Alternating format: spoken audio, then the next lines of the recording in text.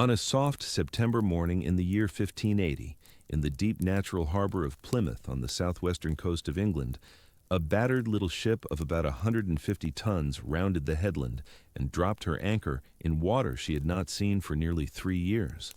Her hull was streaked with weed and barnacle, her sails patched and faded, her timbers stained by the suns and storms of half the oceans of the world. From her decks, a short, red-bearded man of about 40 stepped down into a longboat and was rowed ashore. He was sunburnt almost black, his hands rough as old leather, his eyes pale and shrewd.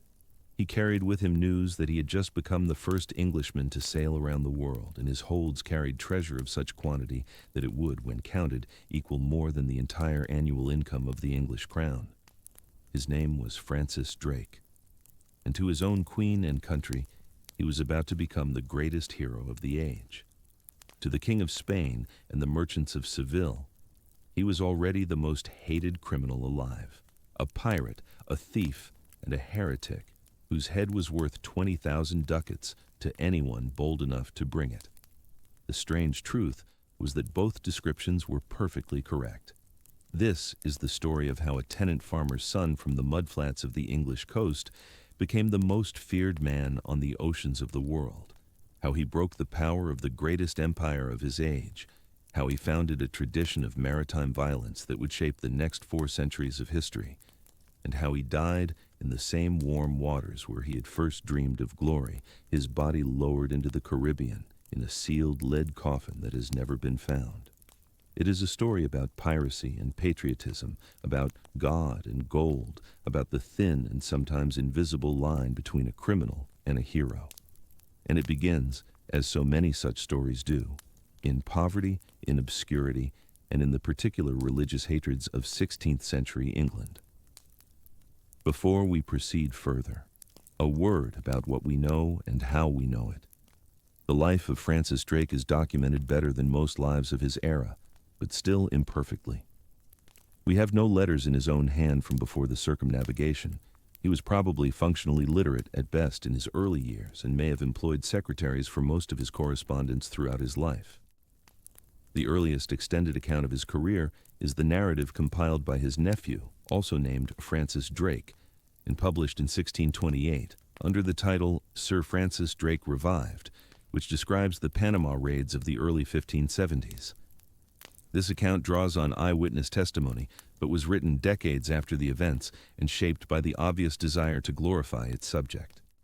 The circumnavigation itself is documented by several independent accounts, most importantly, the narrative of the ship's chaplain Francis Fletcher, whose original manuscript survives only in fragments, but was used as the basis for later published versions. The Spanish archives in Seville contain voluminous records of Drake's attacks, damage assessments, and interrogations of witnesses, which often provide a corrective to the heroic English accounts.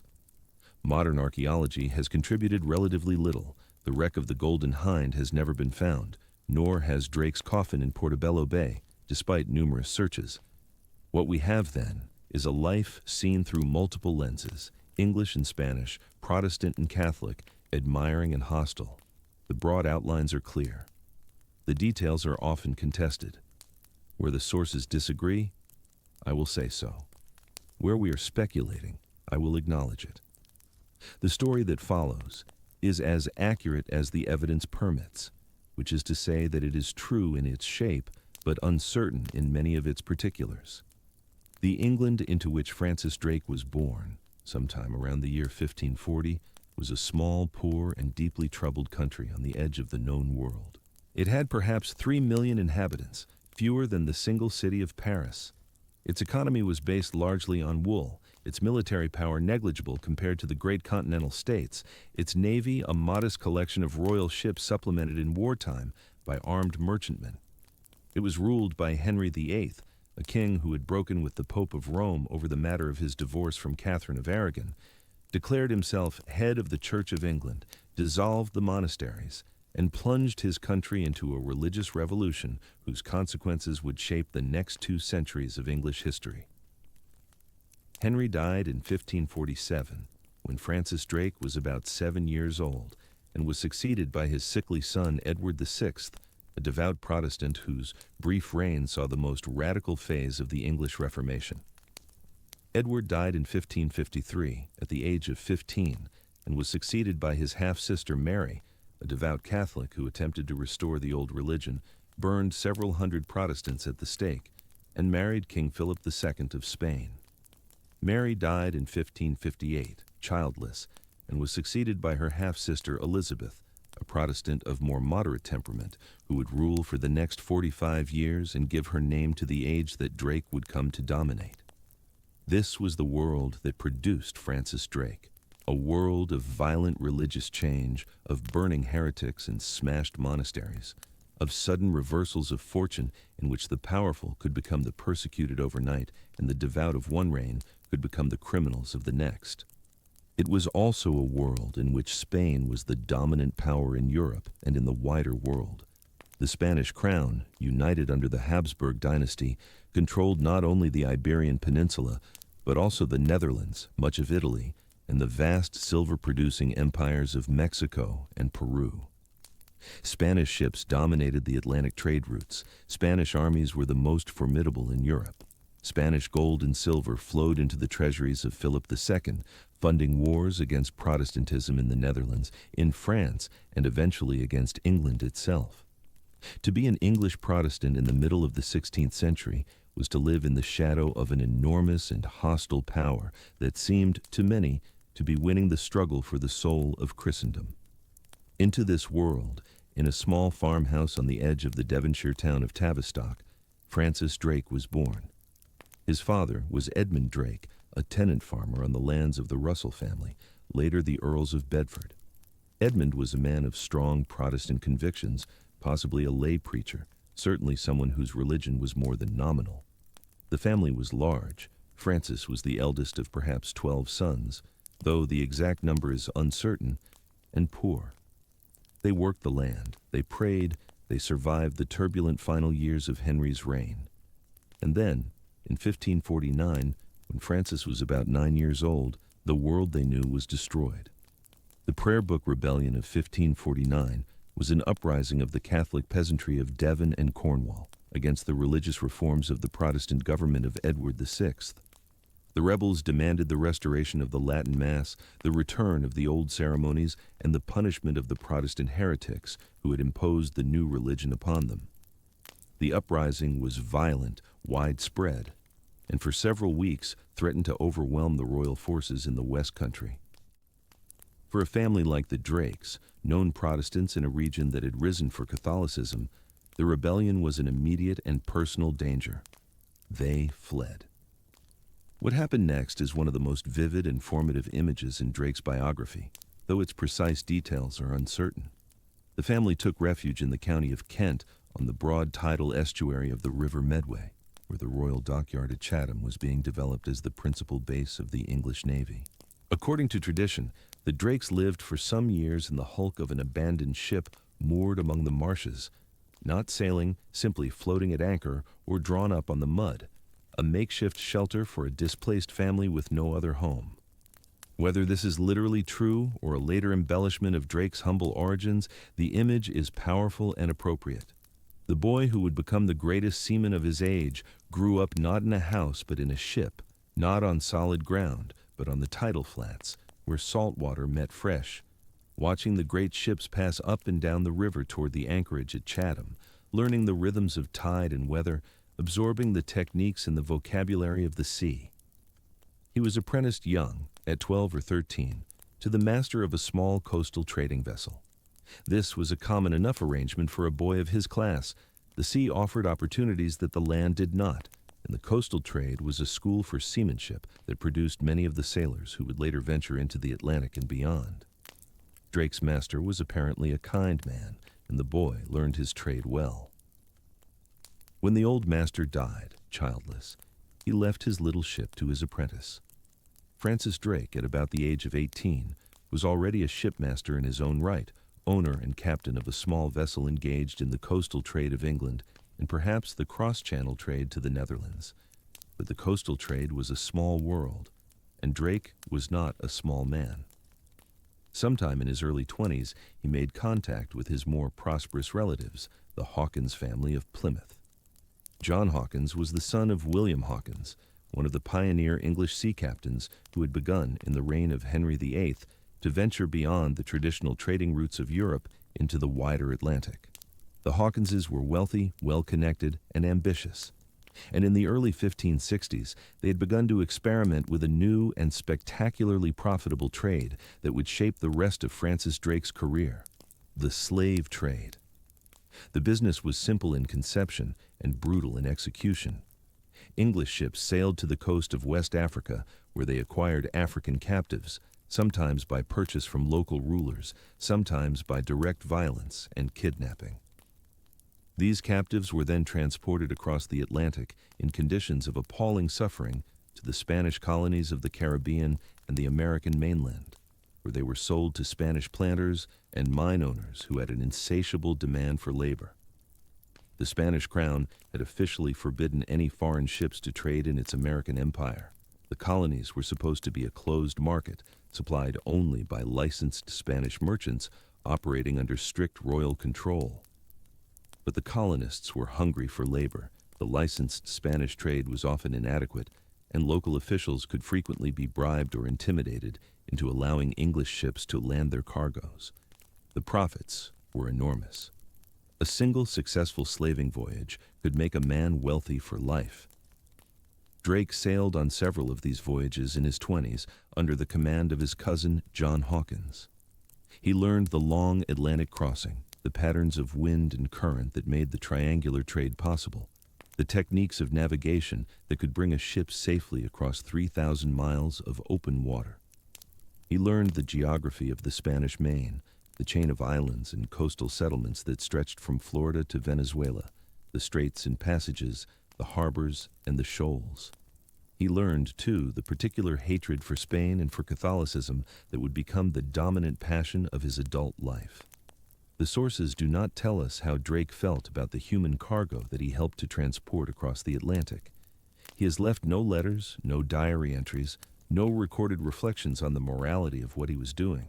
We can only say that he participated in the slave trade, that he profited from it, and that he apparently felt no recorded qualms about it at the time. This was not unusual for an Englishman of his era. The slave trade was new, not yet the vast industrial system it would become in later centuries, and not yet the subject of the moral scrutiny that would eventually condemn it. The men who participated in it saw themselves as merchants, not as monsters, and the sufferings they inflicted were largely invisible to them or rationalized away.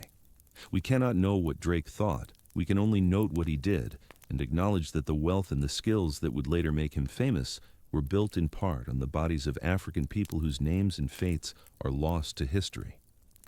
The pivotal event of Drake's early life, the event that transformed him from a slave trader into a pirate, and from a pirate into a national hero, happened in the autumn of 1568, when he was about 28 years old.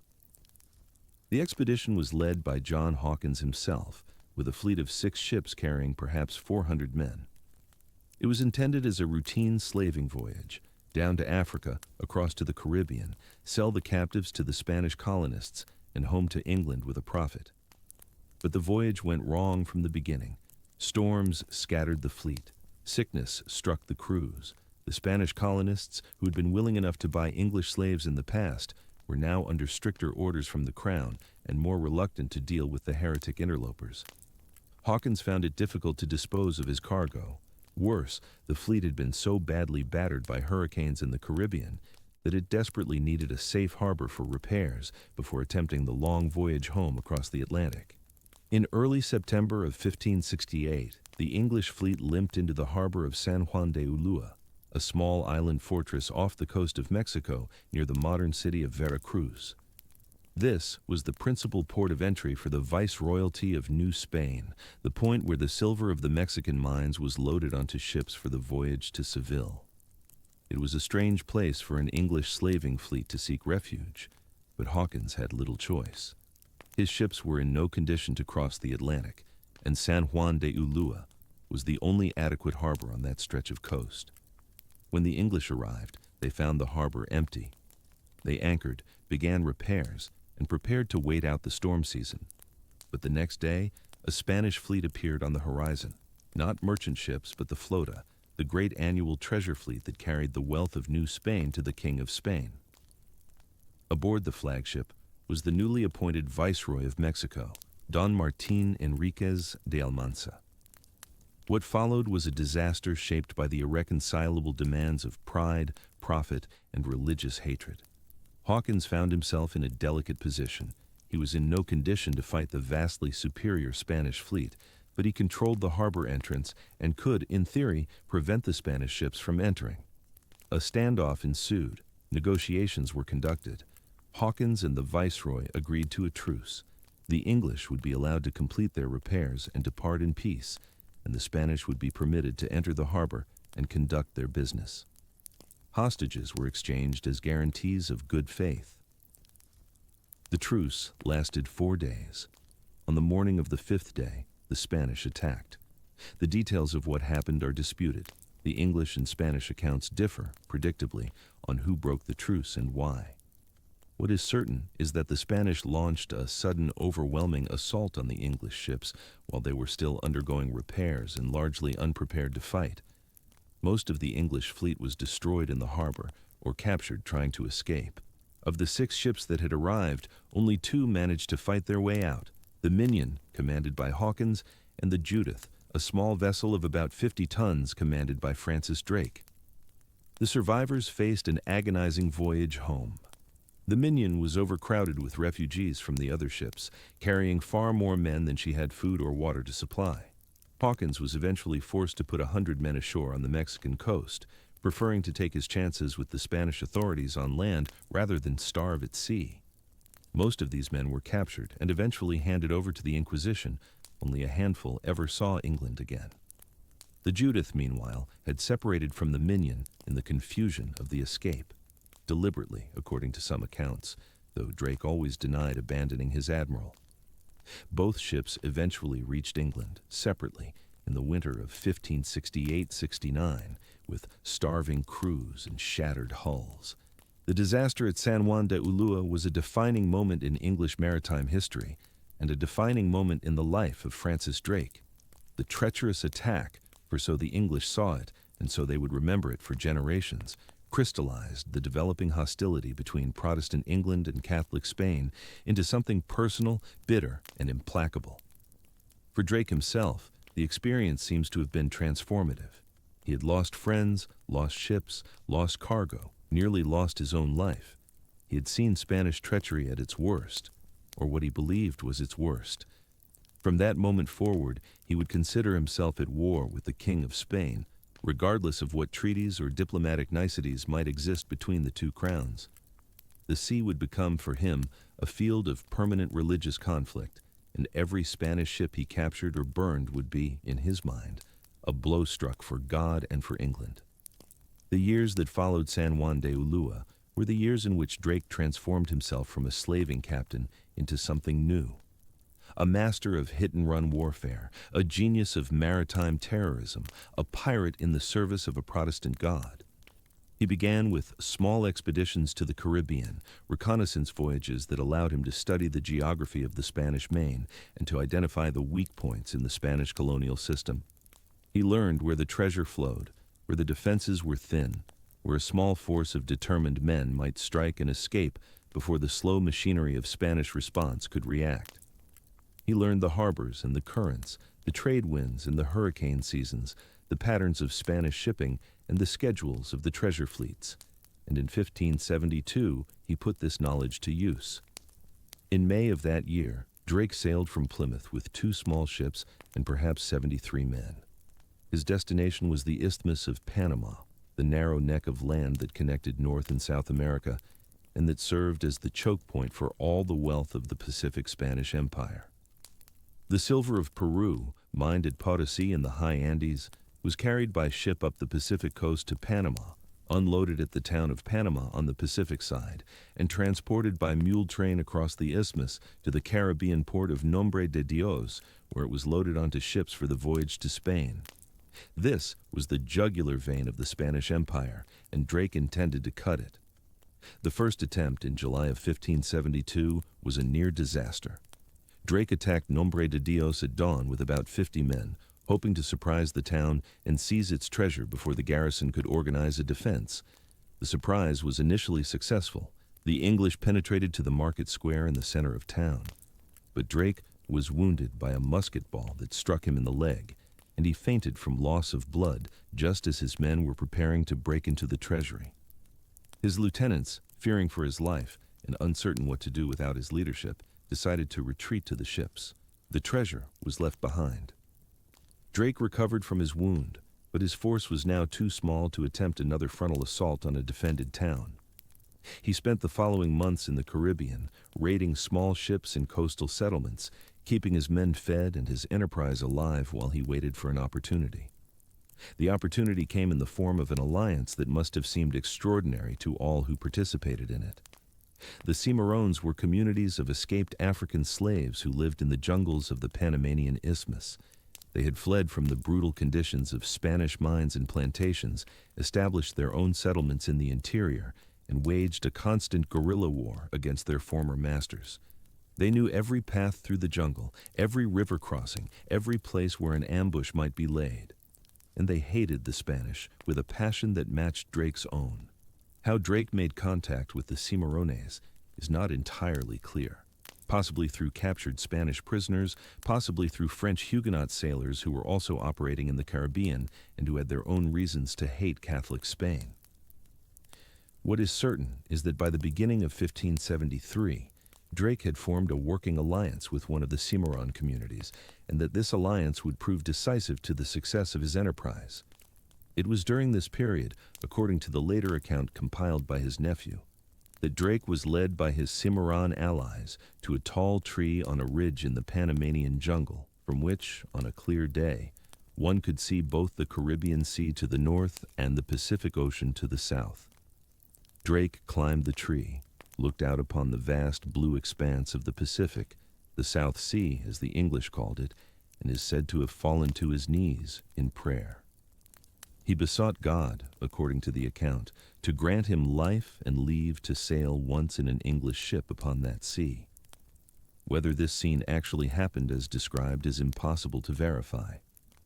It has the flavor of a set piece, a dramatic moment carefully constructed for the edification of later readers. But the image is powerful and appropriate. The Pacific was, in 1573, a Spanish lake. No English ship had ever sailed its waters. No foreign vessel of any kind had entered it since Magellan's surviving ship had staggered home to Spain 50 years earlier. To an ambitious English sea captain looking out from a jungle hilltop, it must have seemed like another world entirely, forbidden and fantastically wealthy, waiting for someone bold enough to claim it. The attack came in April of 1573. Drake, with a mixed force of English sailors, French Huguenots, and Cimarron warriors, ambushed a Spanish mule train carrying silver and gold across the isthmus. The attack was successful. The treasure captured was more than the raiding party could carry. They were forced to bury a portion of the silver in the jungle, intending to return for it later, though they never did. But Drake returned to his ships with enough gold and silver to make himself and his men wealthy, enough to fund future expeditions, enough to prove that the Spanish Empire was not invincible. He arrived back in Plymouth on a Sunday morning in August of 1573 during the church service, and the news of his return was so exciting that the congregation abandoned the sermon to rush down to the harbor and greet him. He was now a famous man, at least in certain circles, not yet a public figure, because his activities had been technically illegal, and the Queen was still officially at peace with Spain, but known and admired among the sailors and merchants of the West Country, and increasingly known to the Queen herself, who was always interested in men who could hurt Spain without costing her anything. For the next few years, Drake largely disappears from the historical record. He may have served in Ireland, where the English were attempting to suppress Catholic rebellions with considerable brutality. He certainly spent time at court, cultivating the powerful men who might sponsor and protect him. He was preparing, though no one knew it yet, for the most ambitious enterprise of his life. The plan that emerged, sometime in 1577, was extraordinarily bold. Drake would sail around the southern tip of South America through the Strait of Magellan and into the Pacific Ocean. He would then proceed up the Pacific coast of the American continent, attacking the entirely undefended Spanish settlements and ships that no enemy had ever reached. He would capture as much treasure as his ships could carry. And he would then return to England by some route, perhaps the fabled Northwest Passage that might connect the Pacific to the Atlantic across the top of North America, perhaps by continuing west around the world, as Magellan had done. The expedition had powerful backing. The Queen herself invested in the venture, along with several of her most important ministers, though the exact details were kept secret even from most members of the government. The official cover story was that Drake was sailing on a trading voyage to Alexandria. In reality, he was being sent to do what Elizabeth could not openly order, to strike at the heart of Spanish power and bring home the wealth that her struggling kingdom desperately needed. He sailed from Plymouth on the 15th of November, 1577, with 5 ships and 164 men. The flagship was the Pelican, a ship of about 150 tons, newly refitted and armed with 18 guns. The other vessels were smaller, the Elizabeth of 80 tons, the Marigold of 30 tons, and 2 supply ships that would be abandoned or scuttled once their stores were consumed. It was not a large fleet, it was not a powerful fleet, but it was a fleet commanded by Francis Drake, and that made all the difference. The Atlantic crossing was uneventful, but as the fleet moved down the coast of South America, the tensions that had been building among the gentlemen and sailors of the expedition began to come to a head. The problem was a man named Thomas Doughty. Doughty was a gentleman, a lawyer, a man of education and social standing considerably superior to Drake's own. He had been one of Drake's close friends and had helped to arrange the financing and the royal support for the expedition. But as the voyage progressed, relations between the two men deteriorated. The exact cause of the quarrel is unclear. The sources are contradictory and clearly shaped by the prejudices of the writers. What seems to have happened is that Doughty challenged Drake's authority in various ways, perhaps suggesting that a gentleman should not have to take orders from a mere sea captain, perhaps criticizing Drake's decisions, perhaps simply failing to show the deference that Drake expected from every man aboard his ships. By the time the fleet reached the coast of Patagonia in the winter of 1578, Drake had decided that Doughty must die. The trial that followed was held on the beach of Port St. Julian, the same barren harbor where Magellan had executed his own mutineers nearly 60 years earlier. Drake was clearly aware of the parallel and may have chosen the location deliberately for its symbolic resonance. Doughty was accused of mutiny, of sedition, of undermining the authority of the commander. He was also accused, more strangely, of witchcraft, of conjuring up storms to impede the voyage, of using magic against his captain. This last charge was probably Drake's way of explaining away the persistent bad weather that had plagued the voyage, but it may also reflect the genuine superstitions of the age when educated men still believed that the devil might be invoked to work evil upon one's enemies. The trial was a strange affair, part legal proceeding and part kangaroo court. Doughty defended himself with lawyerly skill, challenging Drake's authority to try him and demanding to see the Queen's commission. Drake refused to produce the commission, claiming that to do so would reveal secret matters of state. A jury of officers was impaneled, evidence was presented, and Doughty was found guilty. He was given a choice between being executed on the spot, being set ashore to die alone on the barren Patagonian coast, or being taken back to England in chains to face trial there. He chose death. The execution took place on the 2nd of July, 1578. Doughty and Drake reportedly took communion together on the morning of his death, ate a final meal at the same table, and parted as friends, or so the English accounts claim.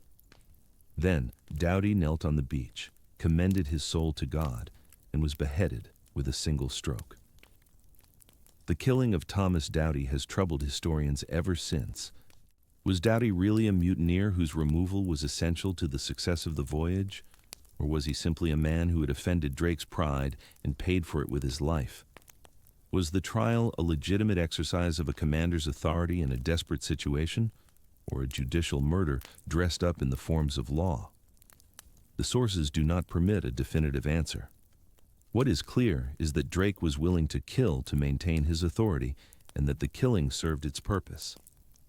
After Doughty's execution, there would be no more challenges to the commander's will. After the execution, Drake gathered the crews of all his ships together on the beach and delivered a speech that would become famous. The exact words are not recorded, but the substance survives in several accounts.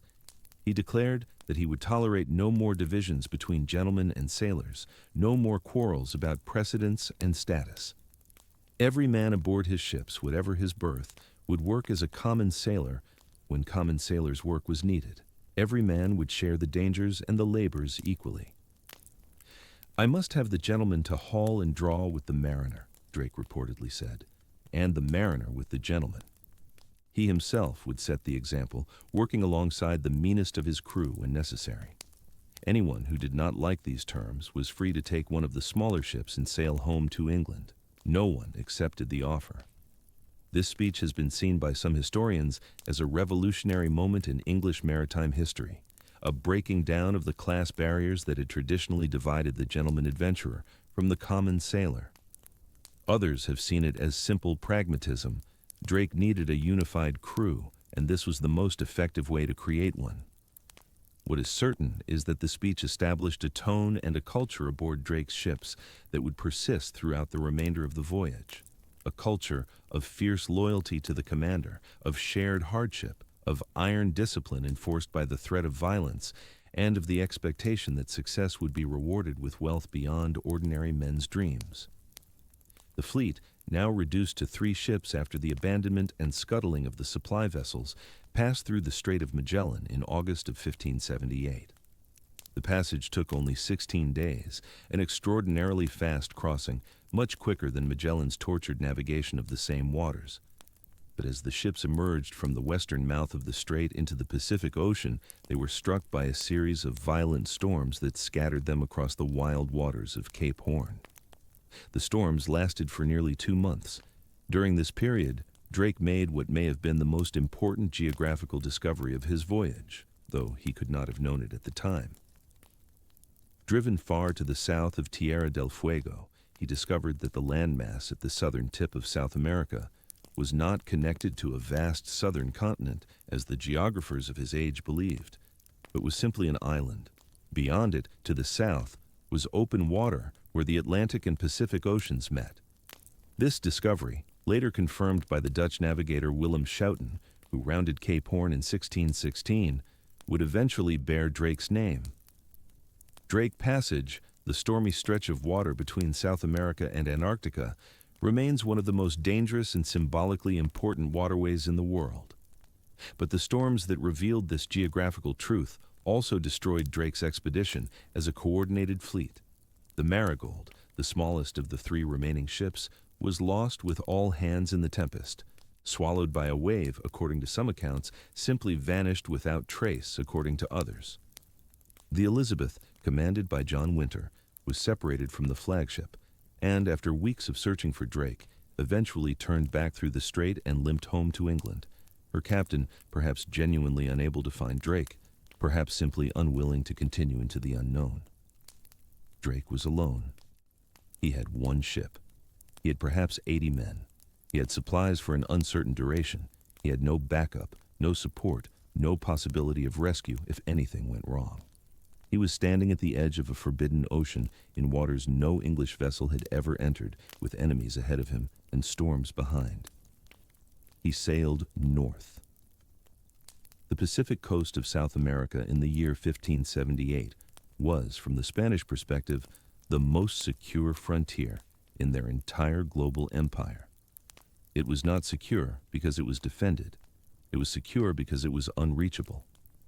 The only known route from the Atlantic to the Pacific was the Strait of Magellan, a nightmare passage of 500 miles through icy, wind-torn waters, flanked by glaciers and fog, inhabited by nothing but seabirds and the occasional desperate fire lit by the native peoples of Tierra del Fuego, from whom the land took its name.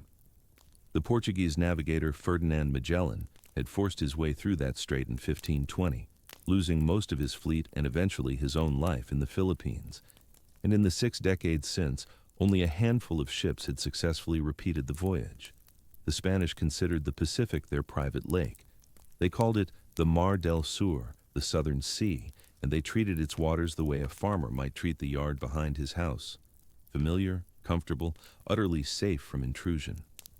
The consequence of this confidence was that the Spanish settlements along the Pacific coast were essentially unfortified. There were no harbor defenses at Valparaiso, at Callao, at the small ports that dotted the coasts of Chile and Peru. The treasure ships that carried the silver of Potosi northward to Panama sailed without escort, without serious armament, often with skeleton crews who spent their voyages half asleep in the warm tropical waters. The entire system depended on the assumption that no enemy could reach them. And for 60 years, the assumption had held. Drake entered this world like a fox into a henhouse. He made landfall first at the island of Mocha, off the Chilean coast, where he sent a party ashore to obtain fresh water and provisions. The landing party was attacked by the indigenous Mapuche people, who had learned through bitter experience to distrust all Europeans, regardless of nationality. Drake himself was wounded in the face by an arrow, and several of his men were killed before the survivors could fight their way back to their boats. It was an inauspicious beginning, but Drake was not discouraged. He had not come this far to be turned back by a skirmish on a beach. He sailed on. His first major prize came at the port of Valparaiso in early December of 1578. The Golden Hind, still at this point called the Pelican, though Drake would rename her within weeks, slipped into the harbor flying no colors, looking for all the world like an ordinary Spanish merchantman arriving from the south. The Spanish ship anchored in the harbor, a vessel called the Capitana, carrying a cargo of Chilean wine and gold dust, made no attempt to flee or resist. Her crew assumed the approaching vessel was friendly. By the time they understood their error, Drake's men were already climbing over their rails with swords drawn. The Capitana was taken without a single shot fired. Drake's men helped themselves to the wine and to approximately 25,000 pesos of gold, a substantial sum, though nothing compared to what was to come, and then turned their attention to the town itself. The few Spanish residents of Valparaiso fled into the hills, and Drake's men ransacked the settlement, carrying off everything of value they could find, before returning to their ships and sailing north. Word of the attack spread up the coast with the speed of panic. The Spanish colonial administration, which had governed these waters in complacent security for 2 generations, suddenly realized that something unprecedented had occurred. An enemy ship, an English ship, a Protestant ship, had penetrated into the heart of their Pacific empire. The reaction was confusion bordering on hysteria. No one knew where the English ship was going, what it wanted, or how many others might be following behind. The colonial governors sent frantic dispatches to one another, warning of the danger, ordering their few armed vessels to sea, attempting to organize some kind of defense. But the coast was too long, the distances too vast, the resources too thin. Drake had weeks of unimpeded raiding ahead of him before any meaningful response could be mounted. He worked his way north methodically, attacking every ship he encountered and every undefended port he passed. At the small harbor of Tarapasa, his men found a sleeping Spaniard lying on the beach beside 13 bars of silver he had been transporting overland. They took the silver and left the man snoring. At Arica, the southern terminus of the great silver route from Potosi, they seized 40 bars of silver from a ship at anchor, then moved on before any defense could be organized. At each stop, Drake questioned his prisoners carefully, seeking information about the shipping ahead of him, the movements of treasure, the defenses of the ports. He was not simply raiding at random, he was hunting. The prize he sought was a ship, and he knew her name. She was called the Nuestra Señora de la Concepción, but the Spanish sailors themselves had given her a more colorful nickname, the Cacafuego, which translates with the crude humor that sailors everywhere share as something like fire shitter or shitfire, a reference to the heavy guns she carried. The Cacafuego was the great treasure galleon of the Pacific Run, and Drake's prisoners told him that she had sailed from Callao some weeks earlier, heading north to Panama with a cargo of staggering value. She was slow, heavily laden, and somewhere ahead of him on the open sea. Drake gave chase. For nearly 2 weeks, the Golden Hind raced northward, passing the great port of Callao without stopping, ignoring the smaller prizes that crossed her path, focused entirely on the pursuit of the Cacafuego. Drake offered a reward, a fine gold chain, to the first man who spotted her. On the 1st of March, 1579, off the coast of what is now Ecuador, a sharp-eyed sailor named John Drake, the commander's young nephew, called down from the masthead that he could see a sail ahead. It was the Cacafuego. What followed was less a battle than a capture. The Cacafuego's captain, a man named San Juan de Anton, saw the Golden Hind approaching but had no reason to assume hostile intent. When the English ship drew alongside and Drake hailed her with a demand to surrender, Anton reportedly called back asking what authority the English had to demand anything. The answer came in the form of a broadside from Drake's cannons, followed immediately by a volley of arrows and arquebuses that swept the Cacafuego's deck. Anton himself was wounded, his mizzenmast was shot away, and within minutes his ship was in English hands. The entire engagement lasted perhaps 15 minutes. Not a single Englishman was killed. The transfer of the treasure took 6 days. Drake's men worked from dawn to dusk, lowering boat after boat over the side, rowing between the two ships, carrying across the cargo that would make the voyage legendary.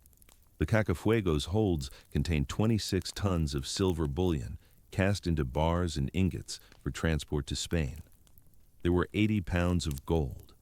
There were 13 chests filled with silver coins, the reales and pesos of the Spanish colonial economy. There were uncounted quantities of pearls, emeralds, and worked silver plate. There were silks and linens and other trade goods of considerable value. Modern historians, working with contemporary accounts and attempting to adjust for inflation, have estimated the total value of the Cacafuego's cargo at somewhere between £500,000 and £1,000,000 in 16th century English money. A sum so large as to be almost meaningless, equivalent perhaps to the entire annual revenue of the English crown, or to the cost of mounting a major military campaign. Drake had just captured more wealth in a single afternoon than most men would see in 100 lifetimes. He treated his Spanish prisoners with what he considered courtesy, though the Spanish themselves might not have agreed. Captain Anton was invited to dine with Drake in the Golden Hind's great cabin, where the two men reportedly shared meals and conversation for several days while the treasure was being transferred. Drake, who fancied himself a gentleman despite his yeoman origins, traveled with fine silver tableware, musicians to play during dinner, and an extensive wardrobe of elegant clothing. He seems to have genuinely enjoyed showing off his sophistication to the Spanish officers, whom he regarded as representatives of a civilization he both hated and envied. At the same time, he was quite prepared to use violence if crossed. When one Spanish prisoner attempted to conceal a gold chain by swallowing it, Drake ordered his men to administer a purgative and then claimed the recovered chain as forfeit. The line between hospitality and intimidation was always thin. When the transfer was complete, Drake released the Cacafuego and most of her crew, keeping only a few prisoners who might prove useful as navigators or translators. He had everything he had come for, and more. The only question now was how to get home. The problem was not trivial. Drake was thousands of miles from England, in waters patrolled by an enemy who now knew he was there and desperately wanted him dead. He could not return the way he had come.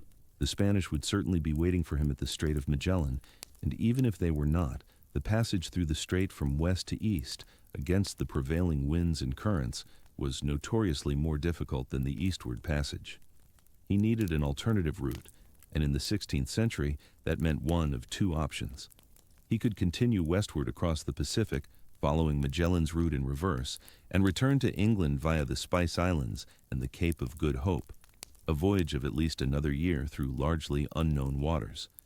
Or he could search for the Northwest Passage, the fabled strait that European geographers believed might connect the Pacific to the Atlantic, somewhere in the far north of the American continent, providing a shortcut back to England through waters that the Spanish did not control. Drake chose to try the northern route first. He sailed up the coast of Central America and Mexico, still taking prizes when he encountered them, but no longer lingering to raid towns. Off the coast of Guatemala, he captured a small Spanish vessel whose cargo included something almost as valuable as silver: navigational charts and sailing directions for the Pacific crossing to the Philippines. These documents, carefully guarded secrets of the Spanish Empire, would prove essential to whatever choice Drake ultimately made about his route home.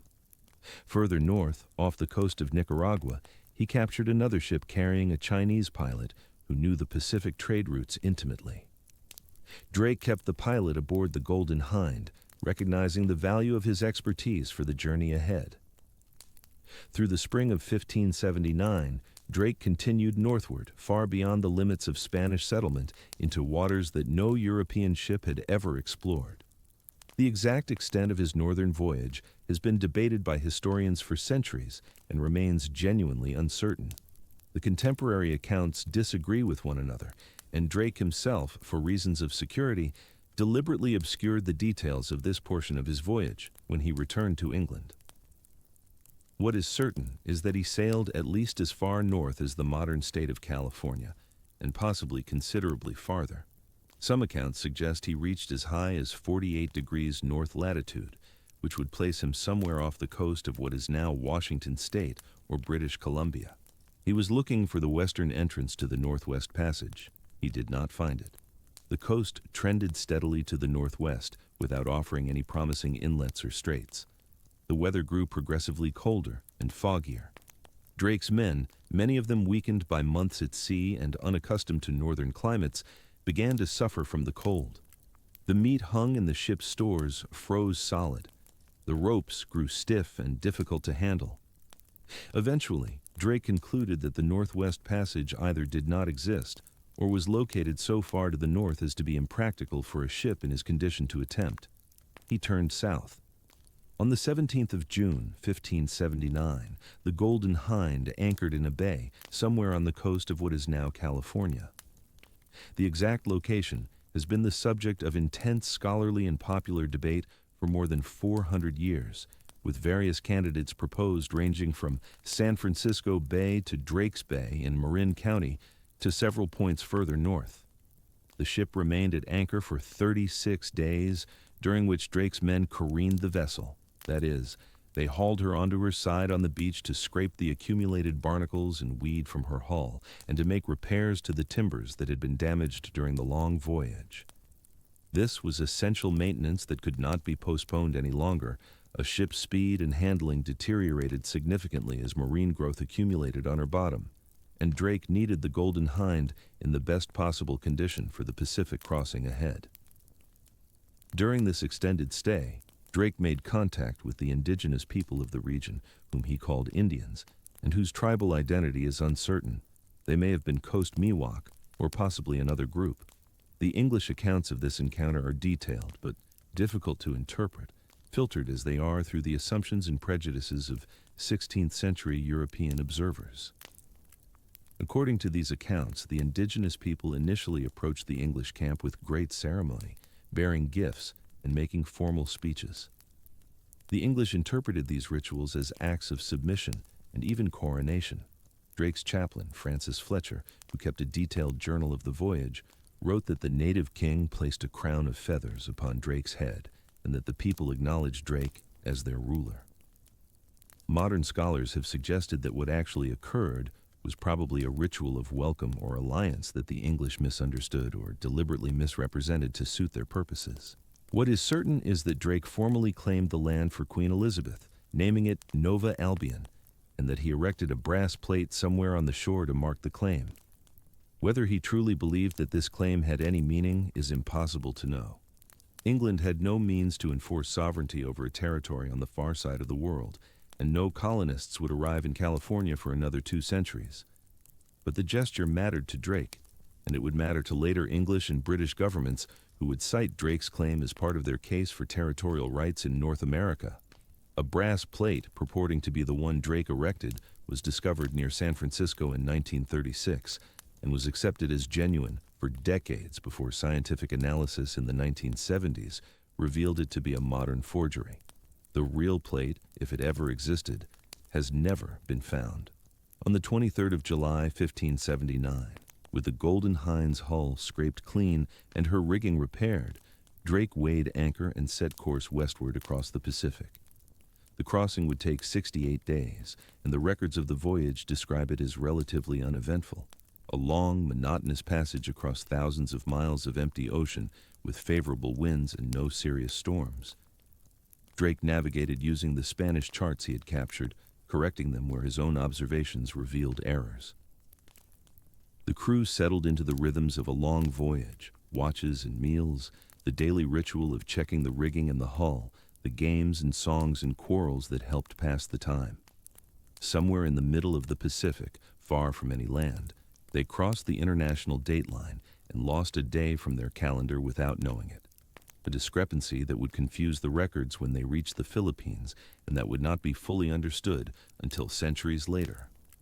They made landfall in the Palau Islands in late September, then continued westward through the complex archipelagos of the East Indies. In early November, they reached the Moluccas, the legendary Spice Islands, where the most valuable commodities of the Eastern trade, cloves, nutmeg, mace, grew in quantities found nowhere else on Earth. Drake anchored off the island of Ternate, whose sultan, a man named Bob, was at war with the Portuguese and delighted to receive a European visitor who might prove a useful ally against his enemies. The negotiations that followed were brief but consequential. Drake exchanged gifts with the Sultan, traded English cloth and manufactures for several tons of cloves, and concluded a formal agreement giving English merchants the right to trade in Ternate. This agreement was never ratified by Queen Elizabeth, and no English merchants arrived in Ternate for decades afterward. But the precedent had been set. Drake had demonstrated that English ships could reach the Spice Islands by circumnavigating the globe, and the treaty he concluded would later be cited as the basis for English commercial ambitions in the region. The East India Company, founded in 1600, would trace its origins in part to Drake's visit to Ternate. From the Spice Islands, Drake continued westward through the Celebes Sea, navigating among islands that were poorly charted and full of hidden dangers. On the night of January 9, 1580, disaster nearly struck.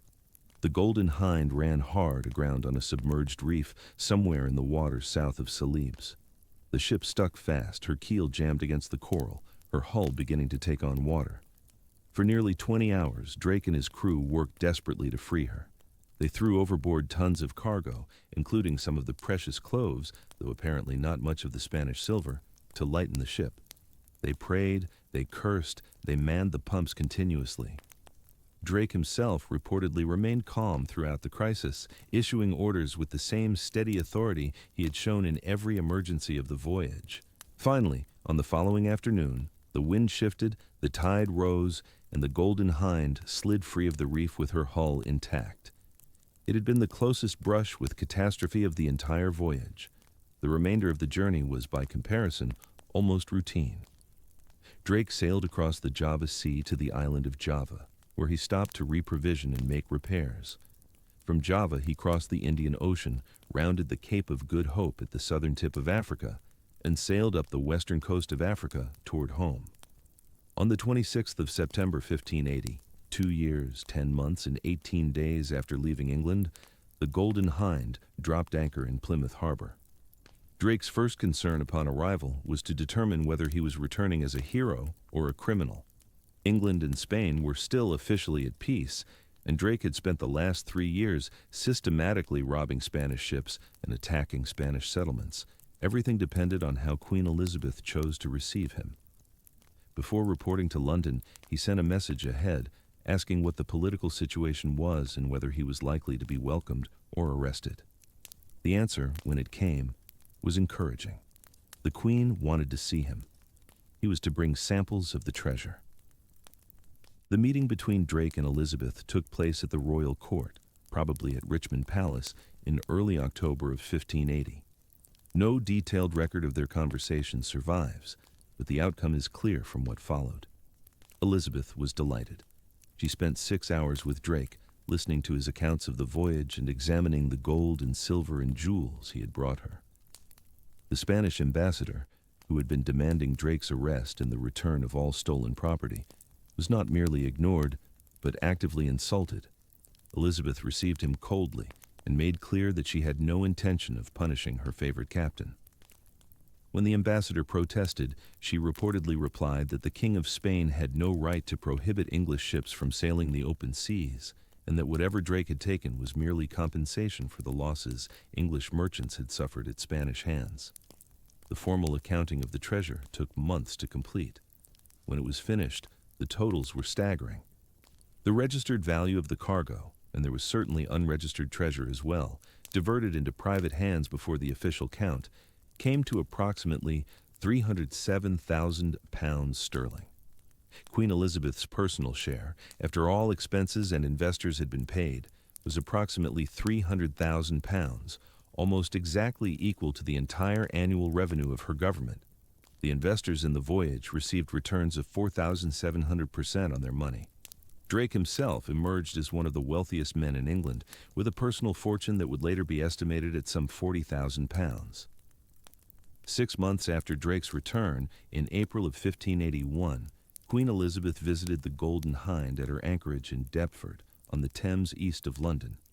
The ship had been brought around from Plymouth and prepared for a royal reception, her decks scrubbed clean, her rigging dressed with flags and pennants, her rails hung with banners. A crowd of courtiers and dignitaries had gathered to watch.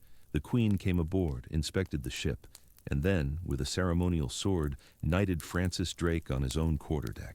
The Spanish ambassador, who had been pointedly not invited but who had stationed himself nearby to observe, watched in impotent fury as Elizabeth publicly honored the man Spain considered the worst pirate in the world. The knighting was a calculated provocation. Elizabeth knew exactly what she was doing. By honoring Drake so publicly, by making him Sir Francis, she was declaring to Spain and to all of Europe that she endorsed his voyage and all it represented.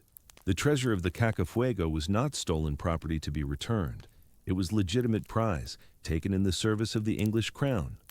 Drake was not a criminal to be punished, he was a hero to be celebrated. If Spain wanted satisfaction, Spain would have to come and take it by force. The message was received. In Madrid, King Philip II, who had been considering various options for responding to English provocation, began in earnest to plan the invasion that would eventually become the Spanish Armada. The war that would define the remainder of Elizabeth's reign had effectively already begun, and Drake had fired the first shot. But that war, and Drake's role in it, lay still in the future. For now, in the spring of 1581, Sir Francis Drake was the most famous man in England, perhaps the most famous man in Europe, and certainly the richest self-made man his country had ever seen. He used his wealth to establish himself as a gentleman of consequence. He purchased Buckland Abbey in Devon, a former Cistercian monastery that had been dissolved by Henry VIII and sold into private hands. The previous owner had been Sir Richard Grenville, another famous sea captain, and a man who would later become Drake's rival, and in some ways, his mirror image. Equally brave, equally ruthless, but less successful and less lucky. The house was grand by the standards of Elizabethan Devon, with its great hall and its tower and its acres of parkland, and Drake filled it with treasures from his voyages, silver plate from Spanish ships, exotic curiosities from the Indies, portraits of himself and his family. He married for the second time to Elizabeth Sydenham, the daughter of a Somerset gentleman, a woman much younger than himself and of considerably higher birth. The marriage appears to have been happy, though it produced no children. Drake's heir would eventually be his nephew, another Francis, the son of his brother Thomas. He served in Parliament, representing first Bossiney and then Plymouth. He served as mayor of Plymouth. He oversaw the construction of a new water supply for the town, bringing fresh water down from Dartmoor through a channel that still bears his name. He became, in short, a pillar of the Elizabethan establishment, a man whose advice was sought by councillors and whose favor was courted by merchants. The boy from the Medway marshes, the farmer's son who had grown up in the hull of an abandoned ship, had risen as high as talent and violence, and luck could take him in the rigid hierarchy of Tudor England. But the sea would not release him. It never does release such men. Drake was not made for the peaceful life of a country gentleman, for the management of estates and the cultivation of political alliances. He was made for the deck of a ship in a rising wind, for the sight of a Spanish sail on the horizon, for the crash of cannon fire, and the cheers of his men as another prize struck her colors. And the war with Spain, which his own voyage had done so much to make inevitable, would soon give him the chance to return to that world. The years between Drake's knighting and the coming of the Armada were years of preparation, of building, of waiting for a war that everyone knew was coming but that no one could quite predict. Elizabeth's government was engaged in a complicated dance of diplomacy and delay, trying to buy time while England strengthened her defenses and Spain assembled her forces. Drake, for his part, was incapable of waiting quietly. He was a man who understood that in war, the initiative belongs to whoever moves first, and he had no intention of sitting in his fine new house at Buckland Abbey while Philip of Spain decided when and where the blow would fall.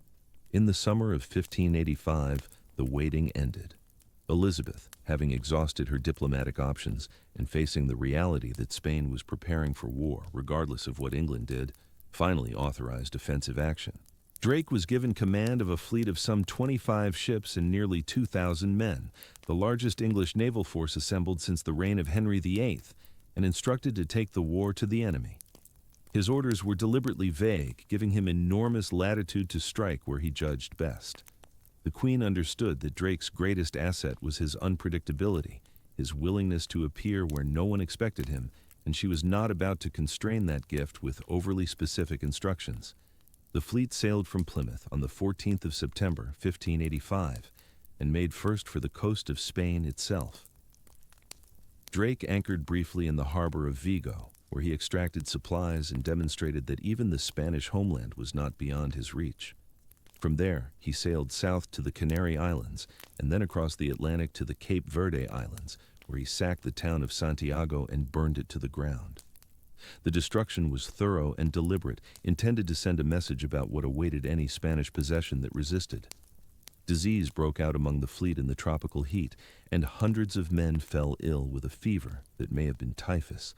But Drake pressed on regardless, crossing the Atlantic to the Caribbean in the grip of the same winds that had carried Columbus nearly a century before. On New Year's Day, 1586, he arrived off the coast of Hispaniola, the oldest and in some ways the most symbolic of all Spanish possessions in the New World. Santo Domingo, the first permanent European settlement in the Americas, the seat of Spanish colonial government in the Caribbean, lay before him. The city was defended by walls and guns and a garrison of soldiers, and it was inconceivable to its inhabitants that any enemy would dare to attack it. Drake dared. He landed his soldiers on the beach some distance from the city, marched them through the night, and attacked at dawn from a direction the defenders had not expected. The battle was brief but intense. The Spanish garrison fought with courage but was overwhelmed by the ferocity of the English assault. By midday, Drake's men were in possession of the city, and the Spanish flag had been hauled down from the fortress. What followed was a methodical extortion that would become Drake's signature tactic in the years to come. He did not simply plunder Santo Domingo and sail away. Instead, he held the city hostage, demanding an enormous ransom for its return.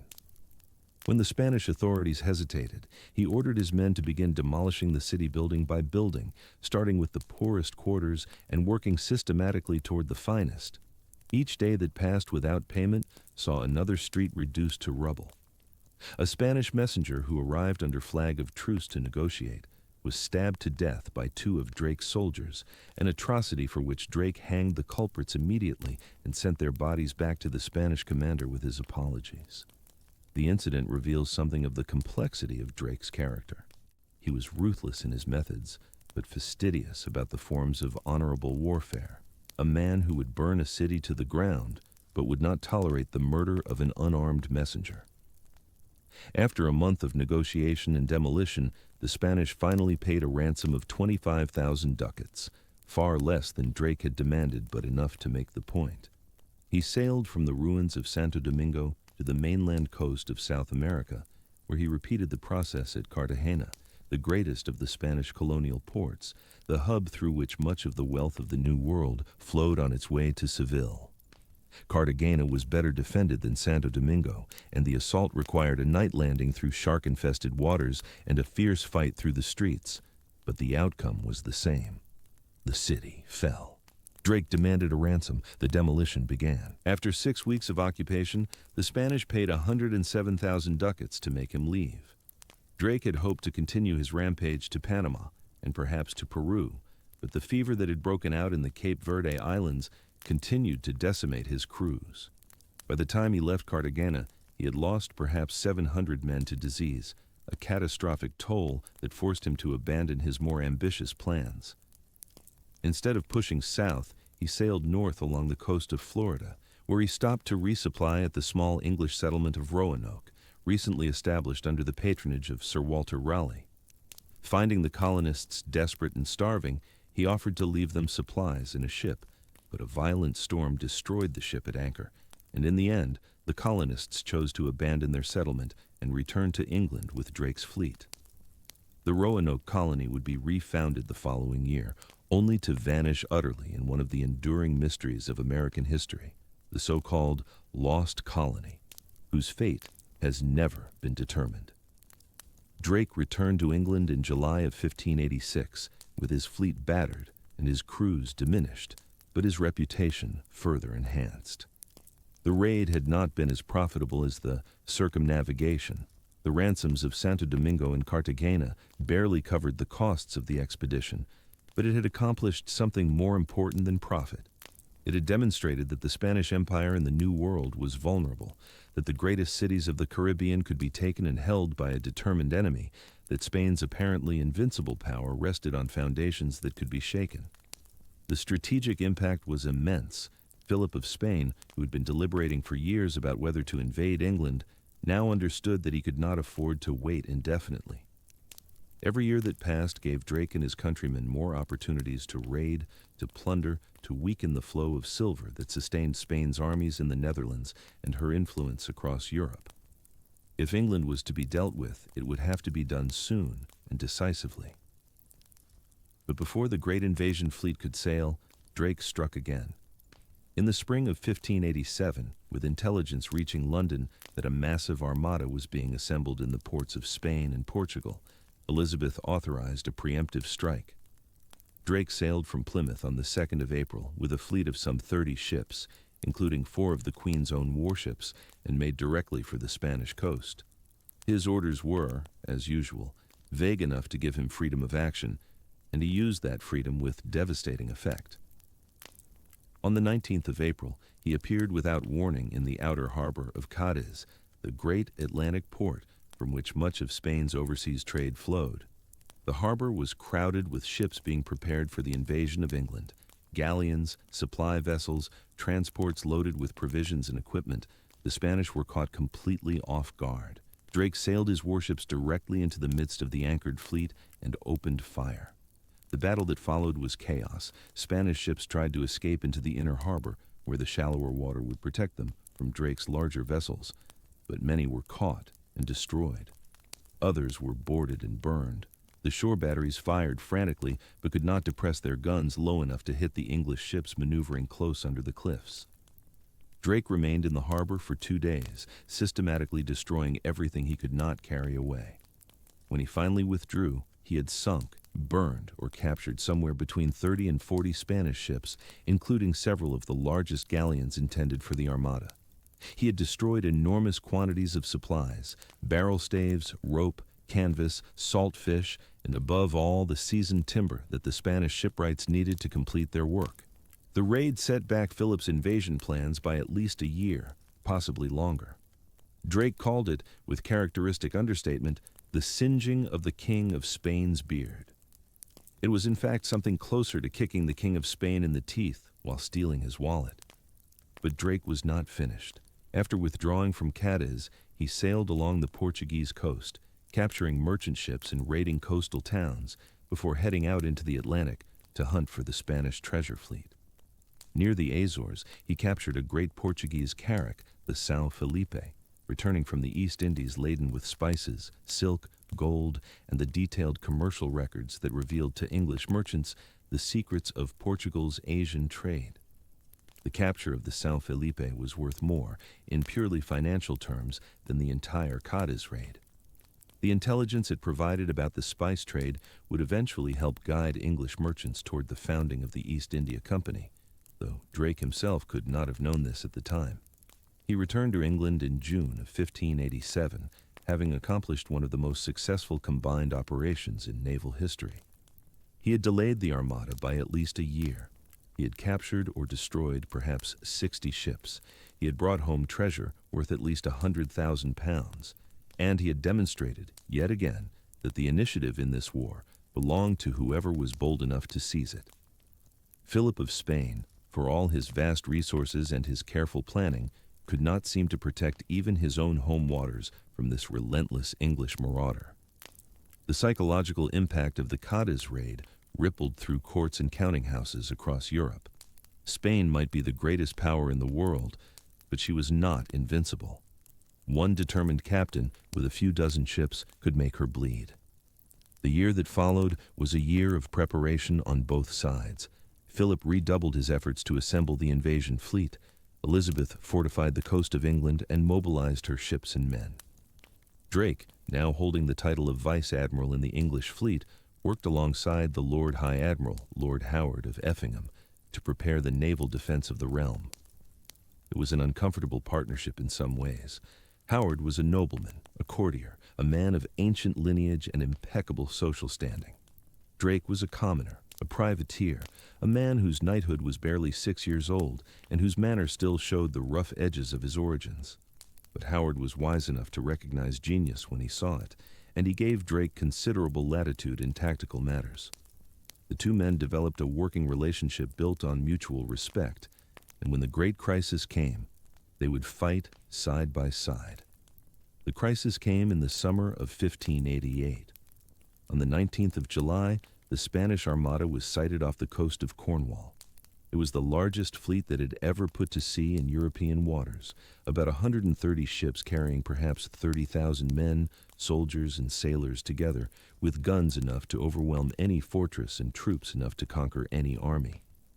The fleet sailed in a great crescent formation, 7 miles wide, moving slowly up the English Channel toward its rendezvous with the Duke of Parma's army waiting in the Spanish Netherlands. The plan was simple in conception.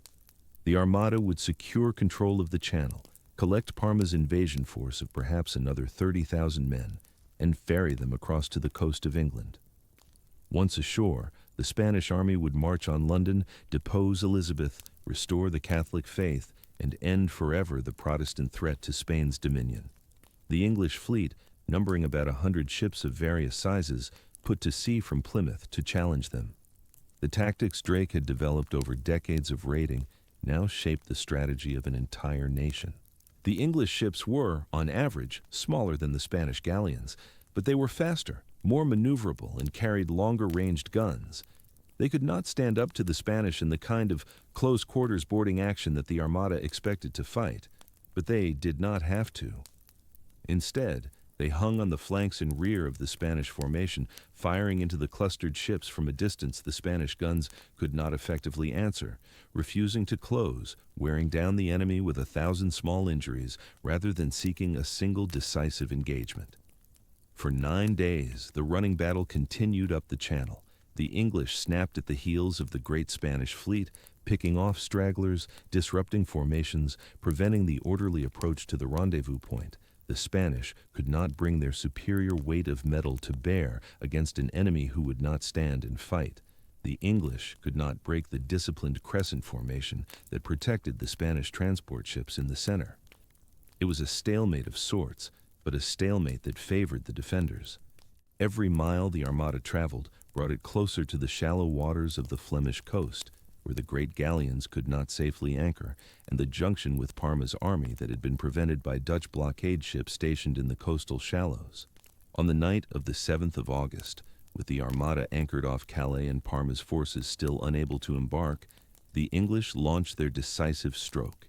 8 ships, old vessels packed with pitch, tar, and gunpowder, were set alight and sent drifting toward the Spanish anchorage with wind and tide. The dreaded fire ships.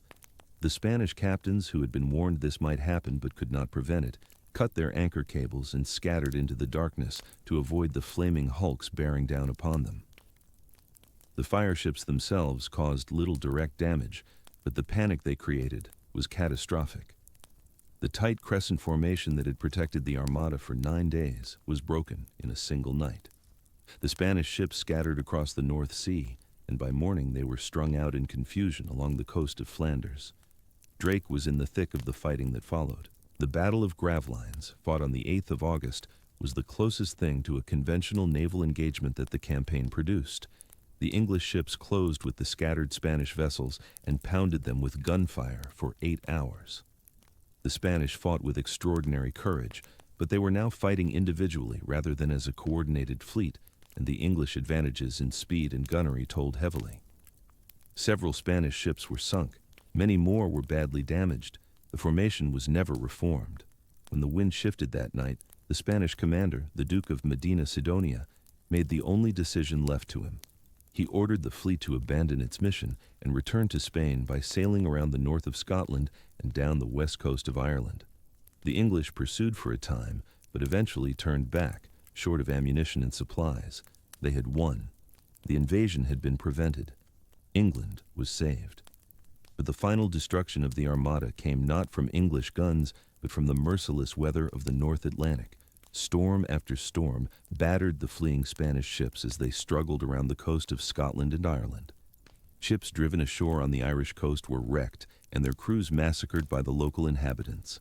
Ships that managed to stay at sea often foundered anyway, their hulls damaged by English gunfire, their crews weakened by disease and hunger, their anchors lost at Calais when they had cut their cables to escape the fire ships.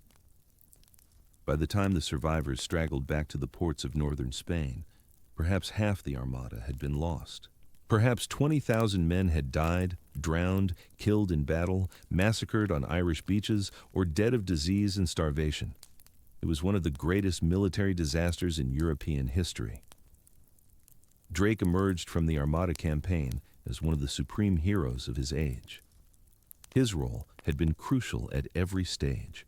His raid on Cadiz had delayed the invasion by a year. His tactics had shaped the running battle up the Channel. His fireship attack had broken the Spanish formation. In the popular imagination of England, he became the very embodiment of national defiance, the rough sea captain who had beaten the greatest empire in the world. The stories that gathered around him grew more elaborate with each retelling. It was said that when news of the Armada's approach reached him at Plymouth, he had been playing bowls on the Hoe, the grassy headland overlooking the harbor, and had insisted on finishing his game before putting to sea, declaring that there was time enough to finish the game and beat the Spaniards too. The story is almost certainly apocryphal, a piece of legend rather than history, but it captured something true about Drake's character, his absolute confidence, bordering on arrogance, his conviction that he could master any situation if only he kept his nerve. But even as Drake reached the pinnacle of his fame, the seeds of his eventual failure were being sown. The Armada campaign had been a defensive success, not a decisive victory. Spain had been repulsed, but not defeated. Philip II still ruled the greatest empire in the world. His silver fleets still sailed from the Americas. His armies still held the Netherlands. His galleons still dominated the oceans. The war continued, and in this continuing war, Drake's aggressive tactics, which had worked so brilliantly when England was weak and needed to strike boldly against a stronger enemy, would prove less well suited to the grinding strategic reality of a prolonged conflict. The first sign of trouble came the following year, in 1589, when Drake was given command of a massive expedition intended to follow up the Armada victory by destroying the remaining Spanish naval power and perhaps even striking at Spain itself.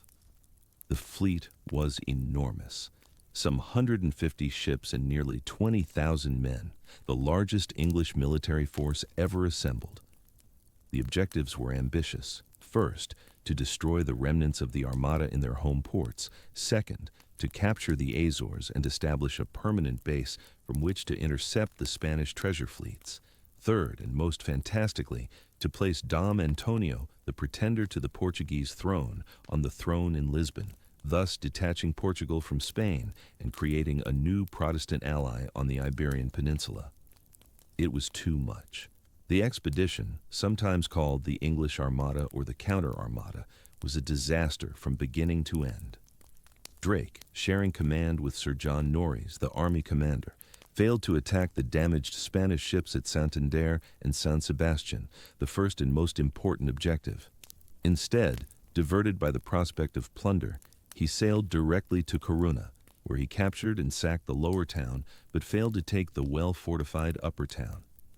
Weeks were wasted in the assault, and thousands of men died of disease in the unsanitary camps. When the expedition finally reached Lisbon, the hoped-for popular uprising in favor of Dom Antonio failed to materialize. The Portuguese, whatever their feelings about Spanish rule, showed no enthusiasm for exchanging one foreign master for another. The assault on Lisbon was repulsed. The Azores' objective was never even attempted. By the time the shattered fleet limped back to England, more than 11,000 men had died, most of them from disease, and virtually nothing had been accomplished. The Queen was furious. Drake had been explicitly ordered to destroy the Armada remnants as his first priority, and he had disobeyed. The failure of the 1589 expedition effectively ended Drake's status as the Queen's favorite naval commander. He was not disgraced. He was too famous and too useful to be openly punished, but he was quietly sidelined. For the next 6 years, he remained at home, attending to his duties as Member of Parliament and Plymouth Magistrate, watching from the shore as younger captains sailed out to continue the war he had done so much to start. The sea, as always, would not let him rest, but the sea that called him back in 1595 would prove very different from the sea that had made him. And the man who answered that call was no longer the quick, ruthless, infinitely adaptable predator who had circled the globe in the Golden Hind. He was 55 years old, heavy with age and illness, and the accumulated weight of old wounds and tropical fevers. The Spanish Empire that he had once raided with impunity had learned from its mistakes, had fortified its harbors and armed its ships and drilled its soldiers in the tactics that this one man had forced them to develop. The world had changed. Drake had not changed with it, and the final voyage that lay ahead of him would end not in triumph but in fever and failure, and a lead coffin sinking through the warm waters of the Caribbean. The expedition that sailed from Plymouth on the 28th of August, 1595, was the largest Drake had ever commanded, and it was meant to be his masterpiece. 27 ships and more than 2,500 men, including 6 of the Queen's own galleons, set out under the joint command of Drake and his aging cousin John Hawkins, the 2 great survivors of San Juan de Ulua, reunited after 27 years for one final strike at the heart of Spanish America.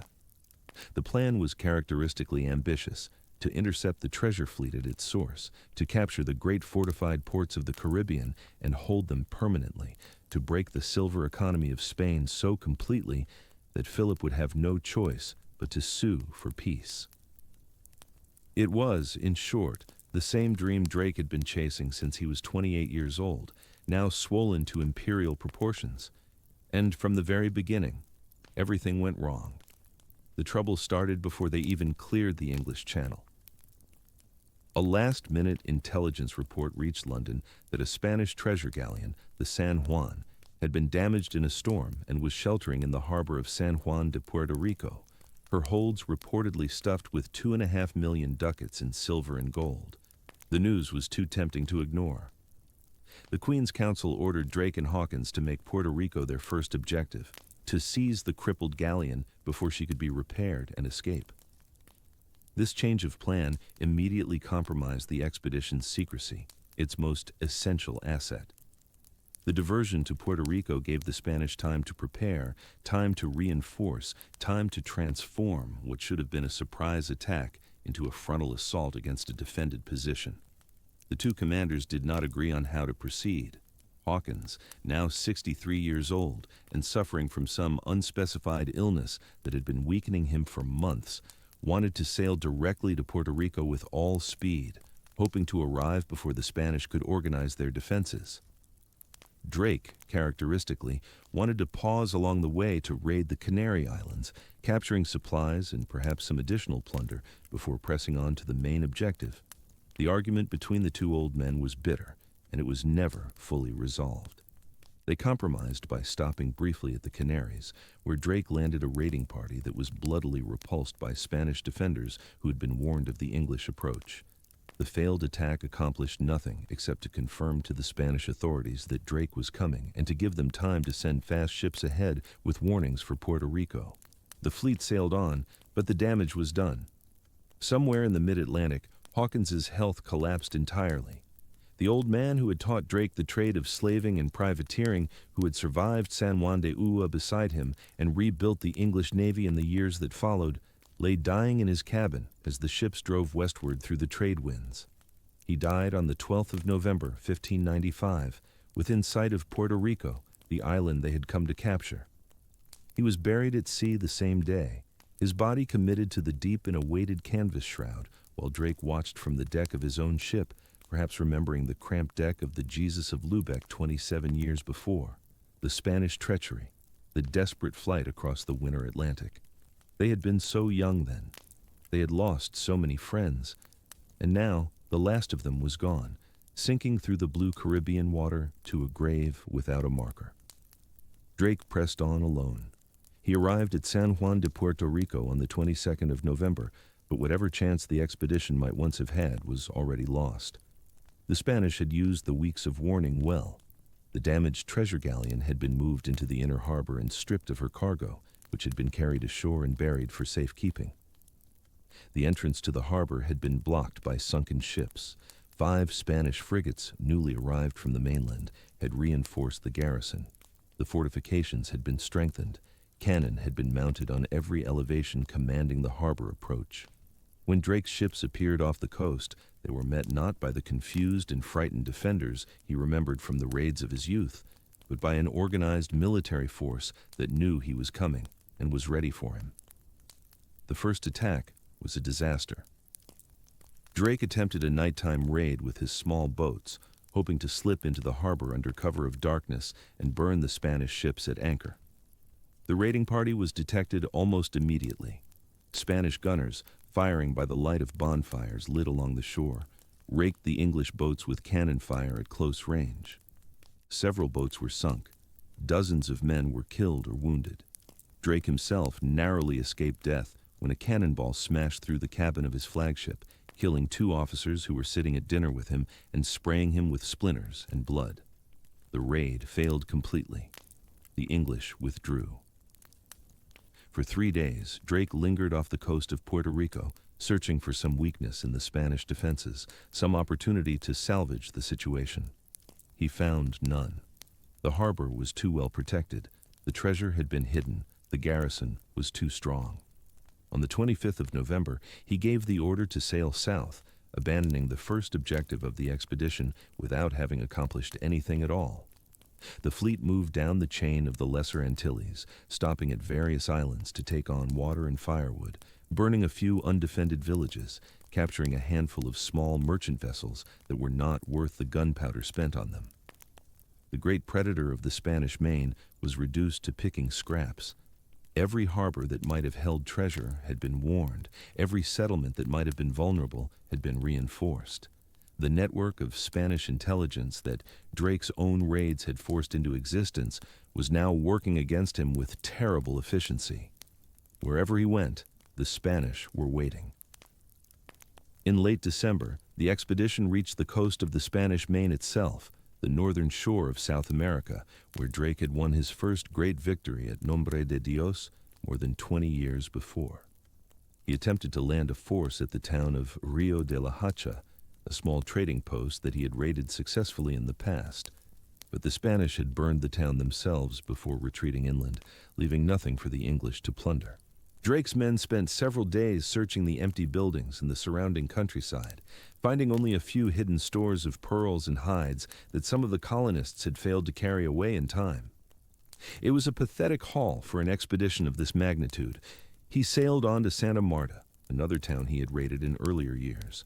The same pattern repeated itself. The Spanish had abandoned the town, removed or hidden everything of value, and left Drake's men to wander through empty streets and ransacked warehouses. The English burned what they found, as they always did, but there was little satisfaction in burning emptiness. The fires that had once lit up the night skies of the Caribbean as signals of English power now seemed merely petulant, the gestures of a man who had come expecting conquest and found only absence. By the end of December, Drake had formulated a new plan, a desperate attempt to salvage something from the wreckage of the expedition. He would do what he had done in 1573, what had made his first fortune and his first reputation. He would cross the Isthmus of Panama, capture the mule trains carrying silver from the Pacific coast, and strike at the treasure at its source.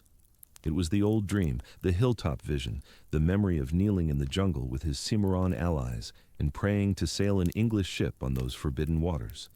He had sailed those waters now. He had taken their treasure on the open sea, but the land route across the isthmus where the silver was most vulnerable still called to him. He would go back to where it had all begun. The fleet anchored at Nombre de Dios on the 27th of December. The town was, once again, abandoned. The Spanish had retreated into the interior, taking everything they could carry and burning what they could not. Drake landed his forces anyway, about 700 men under the command of his subordinate Sir Thomas Baskerville, and sent them marching into the jungle toward the city of Panama on the Pacific coast. The march was a catastrophe. The Spanish had fortified a strong position at a place called Caparilla, a natural choke point where the jungle trail passed through a narrow defile. Baskerville's men attacked the position repeatedly and were thrown back each time with heavy losses. The jungle itself was as deadly as the Spanish defenders. Tropical rains turned the trails to mud. Fever swept through the English ranks. Men who had survived the voyage and the battles died of diseases they could not name, their bodies swelling and blackening in the humid heat. After 4 days of futile assault and mounting casualties, Baskerville ordered the retreat. The survivors straggled back to the coast, carrying their wounded, leaving their dead to the jungle. Drake was waiting for them at Nombre de Dios, and the news of the failure struck him like a physical blow. The witnesses who saw him in the days that followed described a man transformed. The quick energy that had always animated him was gone. He sat for hours in his cabin, speaking little, eating less, his eyes fixed on some middle distance that no one else could see. He was, by now, showing the first signs of the illness that would kill him. The dysentery that was endemic to the Caribbean, the bloody flux that had killed so many of his men, had taken hold of his own body. He was losing weight rapidly. His skin had taken on the yellow tinge that sailors knew too well. He refused to admit that anything was wrong.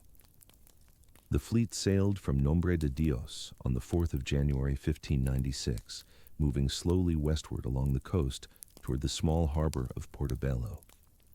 Drake seems to have had some vague plan to establish a fortified base there, to winter on the coast and resume operations in the spring when his men had recovered and perhaps reinforcements had arrived from England. It was a fantasy. He did not have the supplies for a prolonged encampment. His men were dying at a rate of 30 or 40 a day. The Spanish forces that had defeated Baskerville at Caparilla were marching along the coast in parallel, waiting for the English to come ashore so they could finish them off. On the 8th of January, Drake called a council of his captains aboard the flagship. The meeting was tense.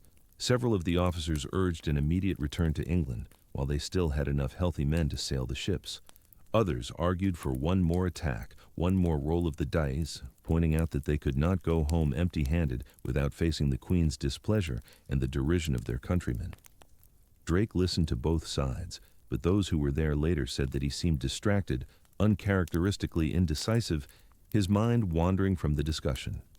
He deferred a final decision. The fleet continued to drift along the coast. The illness was progressing rapidly now. By the middle of January, Drake was confined to his cabin, too weak to appear on deck. His officers came to consult with him, but their reports describe a man who was slipping away, his famous energy reduced to brief flickers of the old fire. He still talked of plans, of attacks, of the fortune that was waiting just over the horizon if they could only find the weakness in the Spanish defenses. But his body was betraying him. The dysentery was draining him of fluid faster than he could replace it. His organs were failing. The rough leather hands that had steered the Golden Hind around the world lay still and trembling on the sheets of his berth. On the night of January 27th, as the fleet lay at anchor in Portobello Bay, Drake roused himself from his fever and demanded to be dressed in his armor. His servants tried to dissuade him, but he insisted with something of his old force, declaring that he would die like a soldier, on his feet ready to fight. They helped him into his breastplate and his gauntlets, buckled his sword around his waist, settled his helmet on his head. He stood for a moment, swaying, the metal of his armor gleaming in the lantern light, the figure he had always cut before battle, before the impossible assaults and the miraculous escapes. Then the strength went out of his legs, and his servants caught him and guided him back to his bed. The armor stayed on. He refused to let them remove it. He died sometime between 2 and 4 o'clock in the morning on January 28, 1596. The exact time was never precisely recorded. The watches changed, the lanterns burned low, and at some point in the darkness, the rise and fall of his breathing simply stopped. The officers who had been maintaining a vigil outside his cabin were summoned. They found him still in his armor, his eyes open, his face composed, the red beard now streaked with gray and matted with the sweat of his final fever. The greatest seaman of his age was gone. The most feared pirate in the Spanish Empire would plunder no more harbors and burn no more towns and capture no more treasure ships on the silver highways of the Pacific. The burial was arranged for the same day, before the tropical heat could do its work on the body. A lead coffin had been prepared, as was customary for persons of high rank who died at sea in warm latitudes. The lead intended to preserve the body long enough for a proper burial if the ship should reach home in time. But there was no question of bringing Drake's body home. The fleet was disintegrating. The men were dying. There would be no triumphant return to Plymouth with the hero's corpse on the quarterdeck. Drake would be buried at sea, in the waters where he had spent his life, off the coast of the land where he had first made his name. The ceremony took place in the afternoon of January 28th. The entire surviving fleet assembled in Portobello Bay, the ships arranging themselves in a rough crescent around the flagship. Drake's body, sealed in its lead coffin, was carried up from below decks and placed on a platform rigged for the occasion. The ship's chaplain read from the Book of Common Prayer, the familiar words of the Anglican funeral service drifting across the still water toward the jungle-covered shore.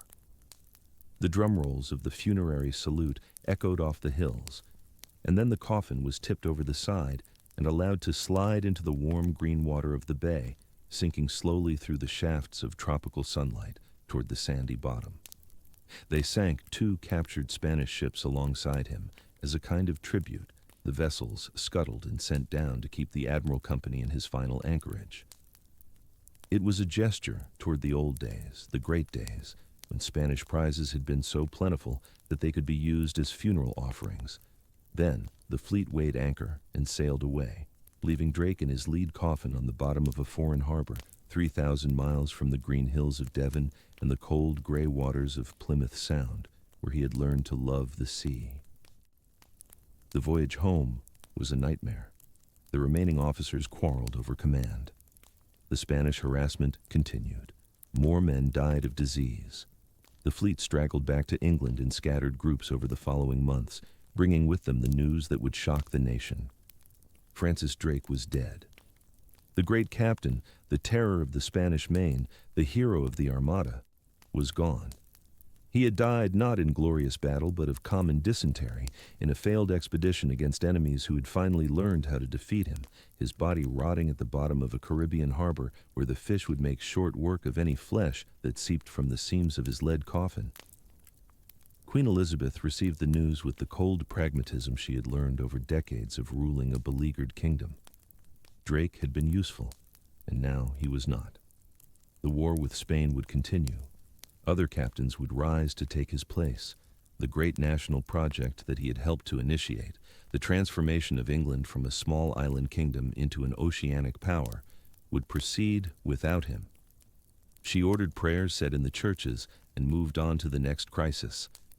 In Spain, the news of Drake's death was received with an emotion closer to relief than triumph. For nearly 30 years, this one man had haunted the nightmares of Spanish colonial administrators and treasure fleet captains. His name had been used to terrify children. His exploits had forced the reorganization of entire colonial defense systems. The cost of defending against Drake, of building the fortifications and the warning networks and the armed escorts that his raids had made necessary, had strained the imperial treasury almost as much as the treasure he had actually stolen. Now, finally, the shadow was lifted. Eldrock was dead. The terrible English dragon would breathe fire no more. But the legacy that he left behind was more durable than any lead coffin. The techniques he had pioneered, the long-distance raiding, the integration of trade and warfare, the understanding of the sea as a highway rather than a barrier, would become the foundation of English maritime strategy for centuries to come. The captains who had sailed with him, the young men who had learned their trade under his command, would carry his methods into the next generation and the generation after that. Hawkins might be dead, and Drake might be dead, but the dockyards they had built and the traditions they had established would produce Nelson and Cochrane and Fisher, the long line of English sea dogs who would eventually rule the waves that Drake had been the first to challenge. The physical traces of his circumnavigation would linger for centuries in unexpected places. The trading post he had established at Ternate in the Spice Islands would become the seed of English involvement in Southeast Asian commerce. The territorial claim he had planted at Nova Albion, wherever exactly it was, would be cited by later English and British governments as evidence of their prior rights to the Pacific coast of North America. The strategic insight he had demonstrated that England's future lay not in continental wars but in oceanic expansion would become the governing assumption of British foreign policy for 400 years. He had not lived to see any of this. He had died in failure in a botched expedition against an enemy that had finally learned to fight back, his body consigned to a tropical grave that treasure hunters would search for without success for centuries to come. The contradiction at the heart of his reputation would never be resolved. To the English-speaking world, he remained the hero, the founding figure of naval greatness, the small man from nowhere who had taken on the greatest empire in the world and won. To the Spanish-speaking world, he remained the pirate, the murderer, the heretic who had burned towns and killed innocents and stolen the wealth that had been honestly extracted from the mines and the labor of the Americas. Both portraits were accurate. Both were incomplete. The truth was that Drake had been a creature of his age, an age when the line between warfare and piracy was drawn by the victors after the fact, when the same action could be heroism or crime, depending on which flag flew over the harbor where it was judged. He had played by the rules of that age, and he had won more often than he had lost, and in the winning he had helped to shift the balance of global power in ways that would shape the world for centuries after his lead coffin settled into the mud of Portobello Bay. The ships that carried Drake's body to the bottom of Portobello Bay did not linger. Within weeks of his death, the remnants of the expedition, now commanded by Sir Thomas Baskerville, turned for home. They had achieved almost nothing of their objectives. The treasure fleets had eluded them. The fortified ports had repulsed them. The great joint venture of Drake and Hawkins, the two most experienced commanders in England, had ended in disease and failure, and the death of both leaders. The fleet that limped back into Plymouth in the spring of 1596 carried little gold, fewer men than had set out, and the uncomfortable knowledge that something fundamental had changed. The age of the easy raid, of the small ship and the bold captain falling upon undefended Spanish settlements like a hawk on sleeping chickens, was drawing to a close. The Spanish Empire had adapted. It had learned, at terrible cost over 30 years, how to defend itself against the particular kind of warfare that Drake had invented. The fortifications that now ringed the major Caribbean ports, the convoy systems that now protected the treasure fleets, the intelligence networks that tracked English movements along the coast, all of these were monuments to Drake's effectiveness, and all of them made it impossible for any future captain to simply replicate what Drake had done. This was perhaps the strangest aspect of Drake's legacy.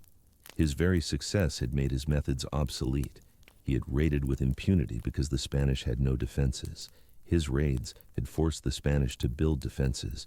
Future raiders would face those defenses and would need new methods, larger fleets, more sophisticated logistics, the full apparatus of state-sponsored naval warfare rather than the semi-private ventures of individual captains. In destroying the old Spanish complacency, Drake had accidentally ushered in an era that would favor large professional navies over small bands of adventurers. The age of the sea dog was ending even as its greatest exemplar was being lowered into the Caribbean mud. But ending is not the same as ended. The transition would take generations, and in the decades immediately following Drake's death, the model he had established continued to shape English maritime enterprise. The captains who had served under him fanned out across the oceans of the world, carrying with them the techniques and the attitudes that they had learned aboard the Golden Hind and the Revenge and the Defiance. Richard Hawkins, son of John, led his own expedition to the Pacific in 1593, and was captured by the Spanish off the coast of Peru, spending years in Spanish prisons before being ransomed. Thomas Cavendish, who had sailed with Drake on the 1585 expedition to the Caribbean, became the second Englishman to circumnavigate the globe in 1586 to 1588, raiding Spanish settlements along the Pacific coast, much as Drake had done a decade earlier.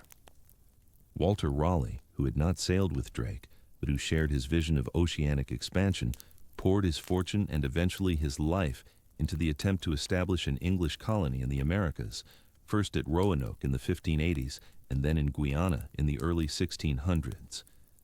The spirit of Drake, if not his exact methods, continued to animate English maritime ambition for decades after his death.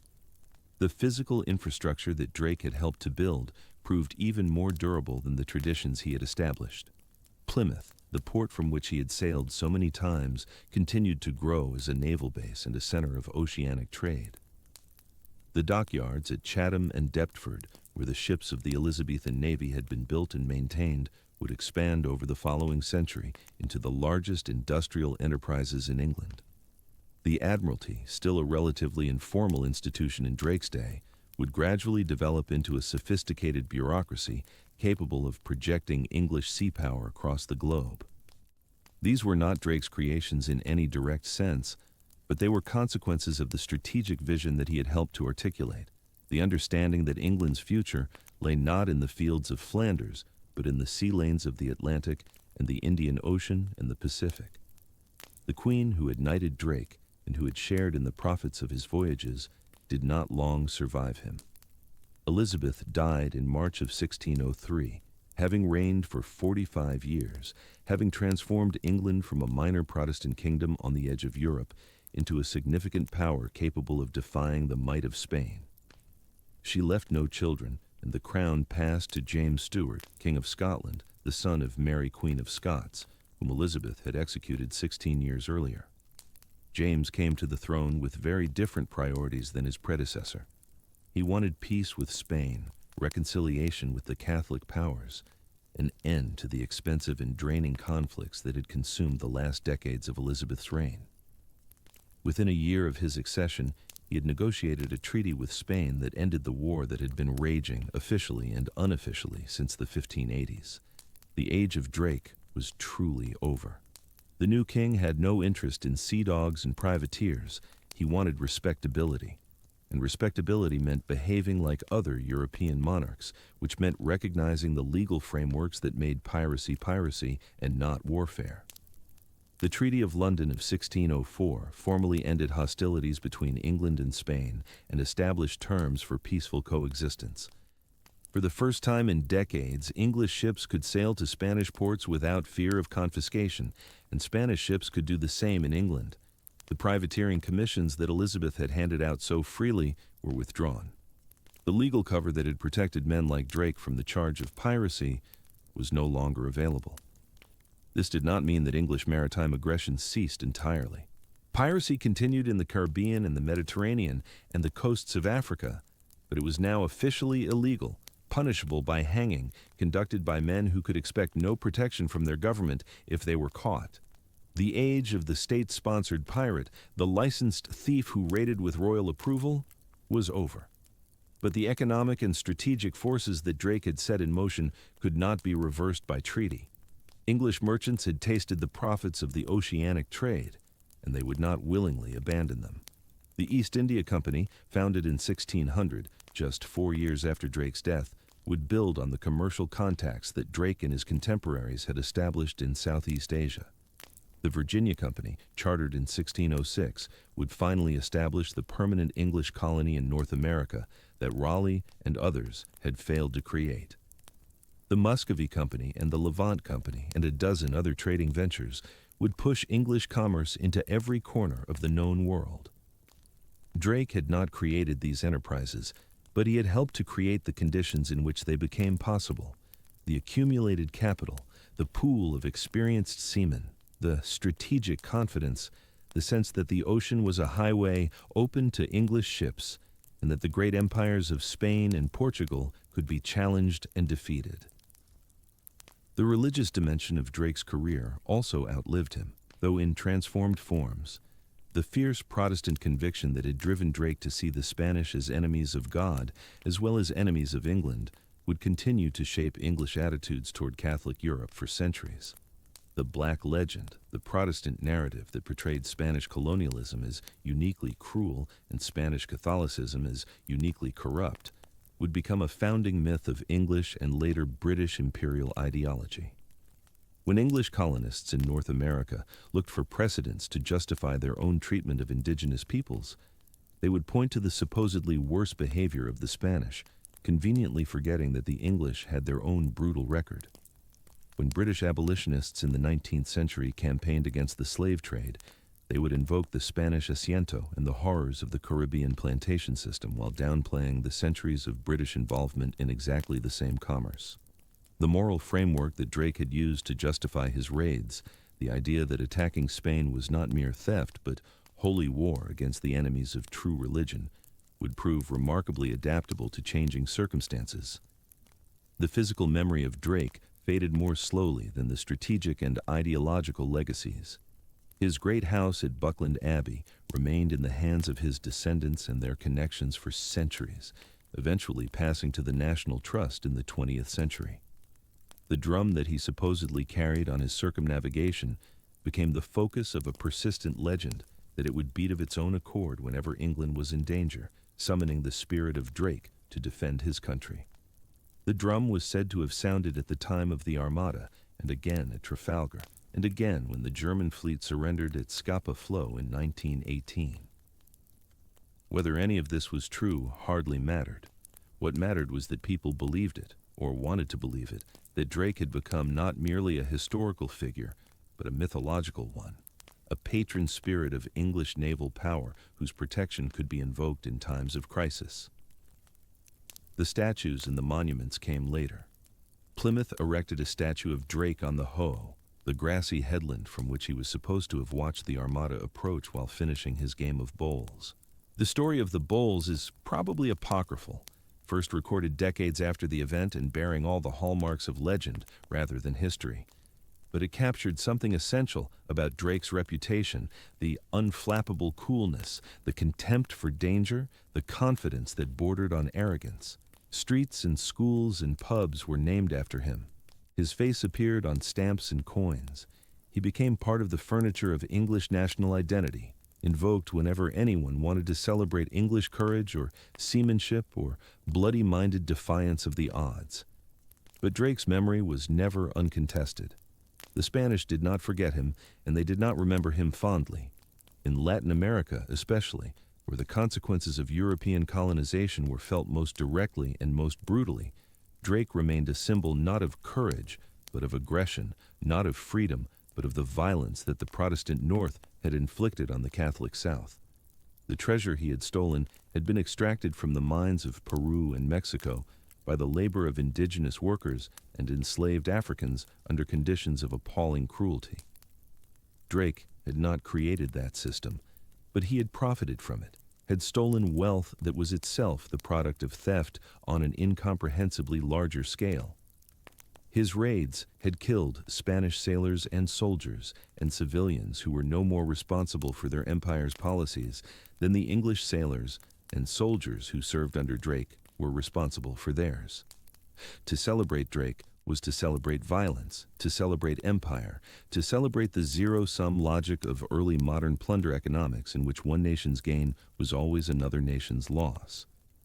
These counter-narratives gained strength in the 20th and 21st centuries as the British Empire itself came under critical scrutiny, and as historians began to question the triumphalist narratives that had dominated earlier accounts.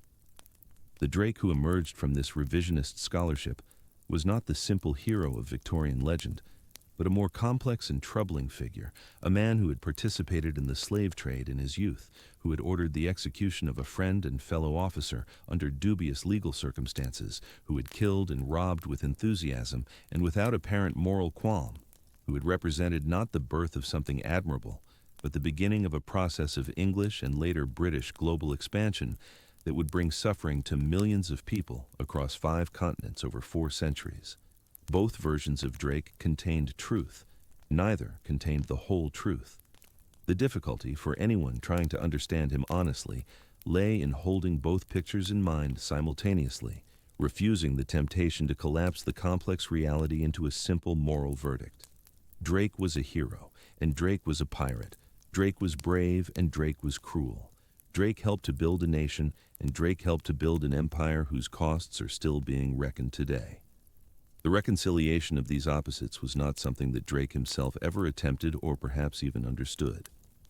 He lived in an age that did not require such reconciliations. Spain was the enemy. Protestantism was the truth. England's glory was worth any price. The moral complexities that trouble modern observers were simply invisible to a man of Drake's time and temperament. This was perhaps the most important thing to understand about him. He was not a modern person who happened to have been born in the 16th century. He was genuinely a man of his time, with a worldview so different from ours that real comprehension required an act of imaginative effort. The categories he used to understand the world, Protestant and Catholic, English and Spanish, civilized and savage, were not our categories. The assumptions he made about violence and property and human dignity were not our assumptions. To judge him by our standards was inevitably to find him wanting, but to refuse to judge him at all was to deny the moral seriousness of the suffering he caused. The only honest approach was the stereoscopic one, seeing him from both angles at once, refusing to look away from either the brilliance or the brutality. The sea that received Drake's body kept no record of its guests. The warm waters of Portobello Bay held their secrets close. For centuries, treasure hunters and archaeologists searched the harbor floor for the lead coffin that the Defiance had dropped overboard on that January morning in 1596. But the coffin was never found. Perhaps the currents had carried it somewhere unexpected. Perhaps the weight of lead had driven it deep into the mud where no probe could reach it. Perhaps it had simply corroded away over the centuries, releasing its contents to the Caribbean currents, scattering the bones of El Draca across the seabed, like the timber and ballast of all the ships that had sunk in those waters over the years. The sea kept what it was given. The sea remembered nothing and no one. On land, the memory proved more persistent, but no less mutable. Each generation remade Drake in its own image, finding in his story whatever that generation needed to find. The Victorians found imperial confidence and naval glory. The post-imperial critics found violence and exploitation. The military historians found tactical innovation and strategic insight. The popular mythmakers found adventure and romance and the satisfying spectacle of the little man triumphing over the great empire. None of these Drakes was exactly wrong. All of them were incomplete. The real Drake, the man who had actually lived and sailed and killed and prayed and died, remained somewhere beneath them all, irrecoverable, as lost as the lead coffin in the mud of Portobello Bay. What could be recovered, what the sources did preserve, was the shape of a life that had moved from obscurity to fame, and back toward something like obscurity again in its final years. The farmer's son from Tavistock, who had grown up in a rotting ship on the Medway marshes, had somehow transformed himself into the most feared English seaman of his century. He had sailed around the world. He had stolen a fortune. He had humiliated the greatest empire on earth. He had been knighted by his queen on the deck of his own ship in the presence of the entire court. And then he had watched his power fade, had watched younger men rise to prominence, had felt the old skills and the old luck begin to desert him, had sailed out on one last desperate expedition and died of dysentery in a tropical harbor thousands of miles from home. It was a trajectory that contained its own lessons, though what exactly those lessons were depended on who was drawing them. Perhaps the lesson was that fame was fleeting, that the hero of one generation became the embarrassment of the next, that no amount of treasure or glory could protect a man from the ordinary miseries of age and disease and failure. Perhaps the lesson was that individual daring could still shake empires, that one determined man with one small ship could change the course of history in ways that no one could have predicted. Perhaps there was no lesson at all, only the brute facts of a life that had happened once and would never happen again, a pattern of choices and chances that had produced certain outcomes and not others, without any meaning beyond the meaning that later observers chose to impose upon it. The wind that blew across Plymouth Sound in the autumn of 1580, when the battered Golden Hind dropped her anchor and Drake stepped into his longboat to be rowed ashore, was the same wind that had blown across that harbor for 10,000 years before he was born, and would continue to blow for 10,000 years after his bones had dissolved into the Caribbean mud. The stone breakwaters that Elizabethan engineers had begun to build across the mouth of the harbor would eventually become a great naval base, and that base would produce fleets that dominated the oceans of the world for 3 centuries. And those fleets would in time be surpassed by the fleets of other nations, and the strategic assumptions that Drake had helped to establish would be rendered obsolete by aircraft and submarines and missiles, and the empire that his plunder had helped to finance would rise and rule and fall. And still the wind would blow across Plymouth Sound, and still the water would slap against the hulls of whatever ships happened to be anchored there. And still the gray light of the southwest coast of England would fall on the same headlands and the same beaches where Drake had played as a child and returned as a hero and set out for the last time as an aging commander whose luck had finally run out. The material world persisted. The human stories that played out upon its surface did not. This was perhaps the oldest truth and the most difficult to accept. The sea did not care about Drake. The wind did not remember him. The stones of Buckland Abbey, which he had bought with plundered silver and where he had lived out his brief years of prosperity, did not know whose feet had walked their corridors. The drum that supposedly beat when England was in danger was only a drum made of wood and skin, incapable of knowing or caring whether England existed at all. And yet the stories persisted anyway.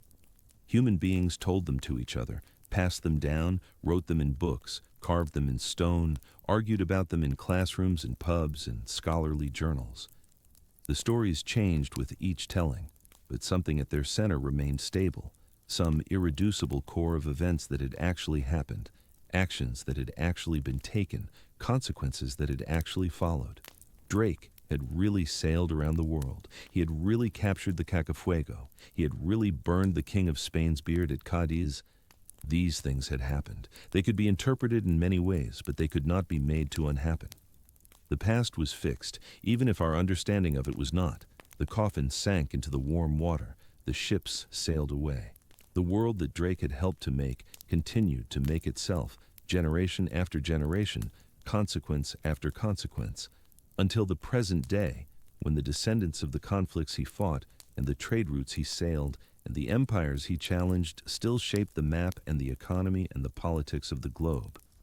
The question that remains, after all the battles and the treasure and the pageantry, is whether we can see him clearly at all, or whether the figure we think we know is only a palimpsest of later needs and projections, a screen onto which each generation has thrown its own anxieties and aspirations. The Victorians needed a Drake who was a noble Christian warrior, a champion of Protestant civilization against Catholic tyranny, and they found one in the hagiographies they wrote and the statues they erected. The post-imperial scholars of the 20th century needed a Drake who was a pirate and a slaver, a forerunner of the colonial violence that would later engulf whole continents, and they found that figure too in the same documentary record. The popular historians of our own time have needed a Drake who was a swashbuckling adventurer, a figure of romance and daring, and they have found him in the stories of the Cacafuego and the singeing of the king's beard. All of these Drakes contain truth. None of them is complete. The man himself left almost no personal writing. Unlike his contemporary Walter Raleigh, who wrote poetry and philosophy and a vast history of the world, Drake seems to have had no literary ambitions at all. He was a man of action, not reflection, and the glimpses we have of his inner life come almost entirely from the testimony of others, often written years after the events they describe and shaped by the purposes of those who wrote them. We know what he did. We know sometimes what he said. We do not know what he thought, except insofar as his actions allow us to infer it. He remains, in some fundamental sense, opaque, a figure moving through the historical record with great energy and purpose, but without ever quite revealing the engine that drove him. What we can say with reasonable confidence is that he was shaped by hatred and by faith, and that in his world these two forces were not in tension, but were rather two aspects of a single conviction. He hated the Spanish because they had killed his friends at San Juan de Ulua, because they represented a religious and political system that he believed was evil, because they possessed wealth and power that he wanted for himself and for his country, and because every act of violence against them could be understood as a blow struck for God and for England simultaneously. The Protestant faith of his childhood, refined in the furnace of persecution and exile, taught him that the world was divided into the armies of light and the armies of darkness, and that Spain and the Pope stood at the head of the darkness. This was not a metaphor to him, it was a literal description of reality. When he attacked a Spanish ship, he was not merely stealing treasure, he was fighting in a cosmic war. When he executed Thomas Doughty on a Patagonian beach, he was not merely eliminating a rival, he was purging his expedition of a traitor who might have compromised the holy work. The sermon he delivered after the killing, with its strange mixture of democratic rhetoric and absolute authority, makes sense only in the context of a man who believed himself to be an instrument of divine purpose. This is not to say that he was a fanatic in the sense of being blind to material considerations. On the contrary, he was an extraordinarily practical man, attentive to the details of navigation and provisioning and ship handling, capable of making quick calculations under pressure, and of adapting his plans to changing circumstances. His career was a long exercise in practical problem-solving, from the question of how to take a treasure galleon with a single small ship to the question of how to get home across the Pacific with the entire Spanish Empire searching for him. But the practicality and the fanaticism coexisted in him without apparent contradiction, the way they coexisted in so many of the great actors of his age. He could pray on the deck of his ship 1 hour and order a flogging the next. He could distribute communion to his men in the morning and lead them in a slaughter by nightfall. The faith was real. The violence was real. The treasure was real. They were all part of the same enterprise. The enemies he made were as significant as the friends. Philip II of Spain, the most powerful monarch in Christendom, ruling an empire on which the sun never set, controlling the silver of the Americas and the gold of the Indies and the armies of the greatest military power in Europe, devoted considerable resources over many years to the attempt to capture or kill this one minor English captain.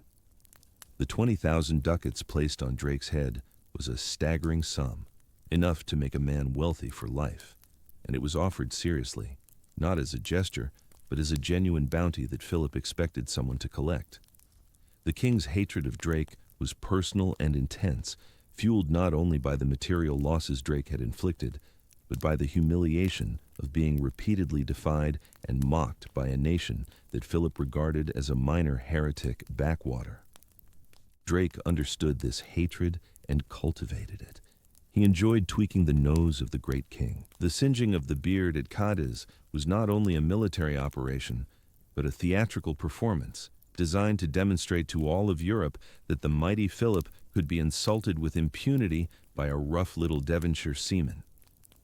The psychological warfare was as deliberate as the naval warfare, and in some ways more effective.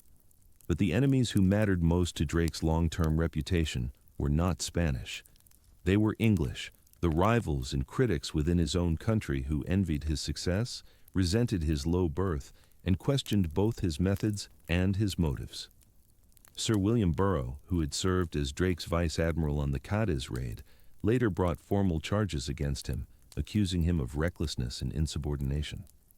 Sir Martin Frobisher, who had sailed with Drake against the Armada, publicly called him a coward and a thief. Sir Richard Grenville, whose family had owned Buckland Abbey before Drake bought it, never forgave the upstart who had taken his ancestral home.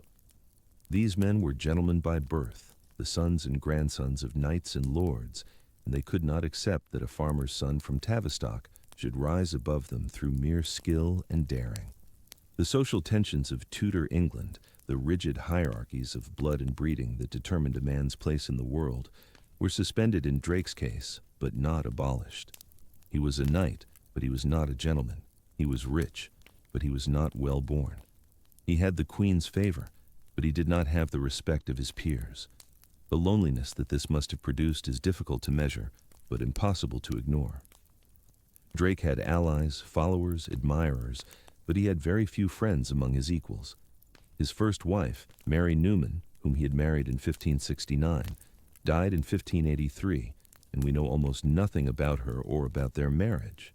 His second wife, Elizabeth Sydenham, was much younger than he was, and their union produced no children.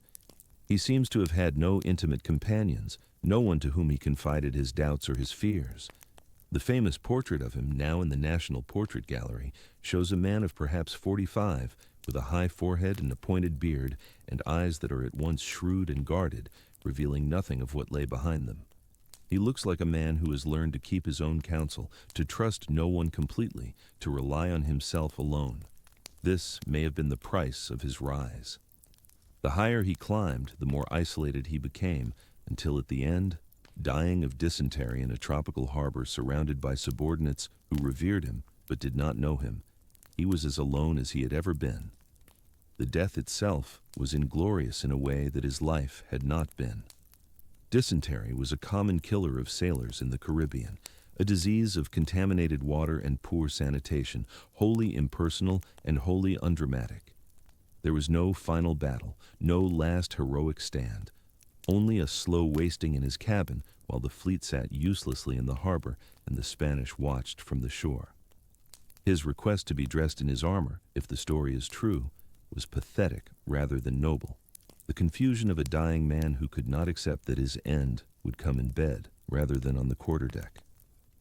The lead coffin, weighted and sealed and dropped into Portobello Bay, was a precaution against enemies who might have wanted to desecrate his corpse, but it was also a kind of erasure, a deliberate disappearance into the element that had defined his life. The sea took him, and the sea kept him, and the sea has not given him back. In the centuries since his death, the search for Drake's coffin has become a recurring obsession, a treasure hunt wrapped in a historical investigation. Divers have explored the muddy bottom of Portobello Bay, looking for the lead box that might contain whatever remains of the bones of Francis Drake. They have found the wrecks of the 2 Spanish ships that were scuttled in his honor, their timbers preserved in the warm anaerobic mud. They have found ballast stones and anchors and the scattered debris of centuries of maritime activity. They have not found the coffin. Perhaps it lies buried under layers of sediment, undetectable by modern technology. Perhaps it was swept by currents to some distant location, beyond the area where anyone is thought to look. Perhaps it was found centuries ago by unknown salvagers and opened and emptied and discarded, its contents lost to history. The mystery persists, and in a strange way it seems appropriate. The man who had been so difficult to capture in life remains difficult to capture in death. He eludes us still. What he left behind was not a body or a monument, but a pattern, a template for a certain kind of English hero that would recur for centuries afterward. Nelson at Trafalgar, dying in the arms of his officers with the battle still raging around him, was consciously imitating Drake, playing a role that Drake had helped to create. The privateers and the buccaneers of the 17th century, sailing out of Jamaica and Barbados to prey on Spanish shipping, understood themselves as Drake's successors, carrying on a tradition that he had established. The naval officers of the imperial age, extending British power to every ocean of the world, looked back to Drake as the founding father of their service, the man who had first demonstrated what a small island nation with good ships and bold captains could accomplish against larger and richer enemies. The myth was larger than the man, but the man had been large enough to sustain it. The Spanish remembered him too, though in a different key. In their telling, he was not a hero but a devil, a figure of terror and nightmare, the embodiment of everything that was savage and treacherous about the Protestant North. The phrase, El Draque, became a bogeyman's name, invoked to frighten children, and the stories told about him in Spanish America magnified his cruelties and exaggerated his powers until he became almost a supernatural figure, a demon who could appear out of nowhere, strike with terrible force, and vanish again before anyone could respond. This, too, was a kind of tribute, a backhanded acknowledgement that he had been genuinely terrifying, that his raids had left scars on the collective memory of an empire. To be hated by one's enemies as intensely as Drake was hated is a form of success, perhaps the purest form. He had made himself unforgettable to the people he had wronged, but the people he had wronged most directly, the African captives who had been transported across the Atlantic in the holds of the ships on which he learned his trade, left no stories at all. Their names were not recorded, their voices were not preserved. They appear in the historical record only as numbers, as cargo, as the raw material of a commercial enterprise that Drake and his cousins conducted for profit. The Cimarrones who had helped him ambush the mule train in Panama, who had shown him the Pacific from the hilltop, who had been his allies in a common cause against Spain, are slightly more visible, but only slightly. We know that they existed. We know that their assistance was crucial to Drake's early success. We do not know their names, their stories, their fates after Drake sailed away. The silences in the archive are as revealing as the documents that have survived. They tell us whose voices mattered to the people who kept records and whose voices did not. Drake's story, for all its drama and color, is a story told almost entirely from one perspective, the perspective of the English Protestant men who sailed with him and wrote about him and celebrated him afterward. The other perspectives, the Spanish sailors whose ships he burned, the African captives who labored in the holds, the indigenous peoples of the coasts he raided, these are present in the record only as shadows, as implications, as the necessary but unacknowledged ground on which the heroic narrative was built. This is not a reason to stop telling Drake's story, but it is a reason to tell it differently than the Victorians did, with an awareness of what is missing and an acknowledgement that the completeness we think we have is an illusion. The past is not a complete picture from which only the frame is missing. The past is a scattered collection of fragments, and the fragments that have survived are the fragments that powerful people thought worth preserving. What we call history is a mosaic made from these fragments, arranged by later hands into patterns that reflect the preoccupations of the arrangers as much as the reality of what actually happened. Drake was a real man who did real things, but the Drake we know is a construction, assembled from documents and artifacts and legends reshaped by every generation that has told his story, including this one. The drum that supposedly hangs at Buckland Abbey, the drum that Drake is said to have carried around the world and that legend claims will beat by itself when England is in danger, is a perfect emblem of this process. The physical drum exists. It is old, and it may indeed have belonged to Drake, though the provenance is uncertain. The legend that it will sound in times of crisis is pure folklore, invented long after Drake's death and embroidered repeatedly in the centuries since. It was said to have beaten before the Battle of Trafalgar. It was said to have beaten when the German fleet surrendered in 1918. It was said to have beaten at various other moments of national emergency, though the witnesses to these events are never quite as reliable as one would wish. The drum is simultaneously a historical artifact and a mythological object, a thing that belonged to a man and a symbol that represents a nation's dream of itself. The line between the two cannot be drawn with precision because the line was never drawn with precision. The myth and the man grew up together, intertwined from the very beginning, and they cannot now be separated without destroying both. If there is a lesson in any of this, it is perhaps the lesson that Drake himself might have resisted most strongly, the lesson of contingency, of the vast role that chance and accident play in determining what happens and what is remembered.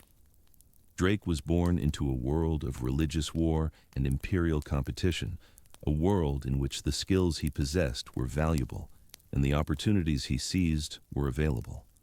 He was talented, certainly, and brave, and driven by hatreds and ambitions that gave him the energy to do what he did. But he was also lucky in the timing of his voyages, lucky in the weakness of Spanish defenses in the Pacific, lucky in the weather that scattered his enemies and favored his enterprises, lucky in the survival of his ships when so many others were lost. A different throw of the dice at any of 100 moments, and there would be no Drake to remember, no Golden Hind in the history books, no drum in the Abbey, no legend of the greatest Elizabethan seaman. He would have died young and poor like most of the men who went to sea in his age, and the wealth of the Cacafuego would have reached Seville, and the Spanish Armada might have sailed a year earlier or a year later, and the whole subsequent history of the world might have unfolded differently. We cannot know what that different world would have looked like. We can only know that it was possible, that the world we have is not the only world that could have been, and that the figures we celebrate as shapers of history were also shaped by forces far beyond their control.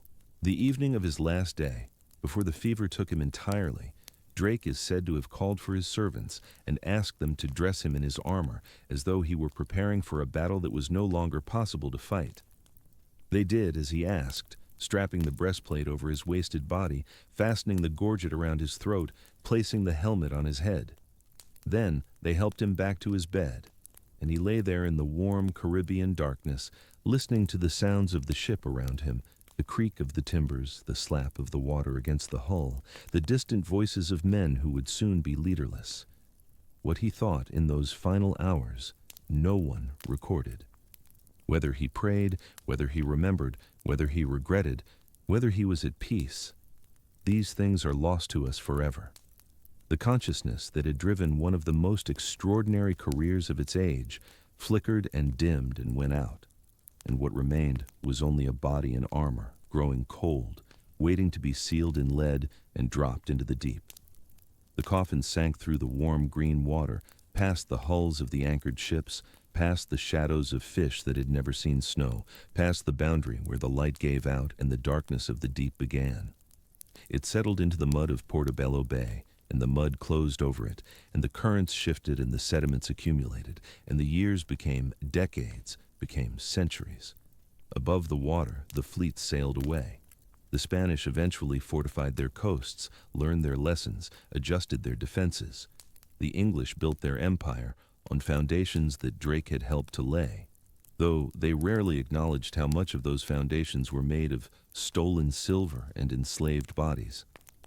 The world that Drake had known, the world of galleons and inquisitions and Protestant martyrs and Catholic monarchs, gave way to other worlds, industrialized and democratized and globalized, until the England of Elizabeth seemed as remote as the England of Alfred, a strange and distant country whose customs and assumptions we can study but never quite inhabit. And yet, something persists. The name persists. The legend persists. The drum that may or may not beat when England is in danger persists in stories told to children and in tourist guides handed out at Buckland Abbey. The idea of Drake persists, the idea of the outsider who rises through merit and daring, the idea of the small ship that defeats the great armada, the idea of the hero who is also a pirate and the pirate who is also a hero. These ideas are not history. They are something older and more durable than history. They are the stories that a culture tells itself about what it values and what it fears, and they will outlast the documents and the artifacts and the scholarly reconstructions. Long after the last historian has written the last article about the provenance of Drake's drum, children will still hear the story of the little ship that sailed around the world, and the treasure taken from the fire shitter, and the man who singed the King of Spain's beard and got away with it. The story will be garbled and simplified and mythologized beyond recognition, but it will persist because it answers a need that historical accuracy cannot satisfy. The wind still blows across Plymouth Sound, as it blew on the September morning in 1580 when the Golden Hind came home, and as it will blow long after the last person who has ever heard the name of Francis Drake has turned to dust. The gray light still falls on the breakwater and the headland and the rooftops of the city. The water still slaps against whatever hulls happen to be anchored there, whether they are wooden or steel or some material not yet invented. The material world persists and does not remember. But somewhere in that world, sealed in lead, preserved by the same salt water that he sailed for 30 years, the body of the farmer's son from Tavistock lies waiting for a resurrection that history cannot provide, and that legend has promised for 400 years. The wind blows, the tide turns, the silence holds.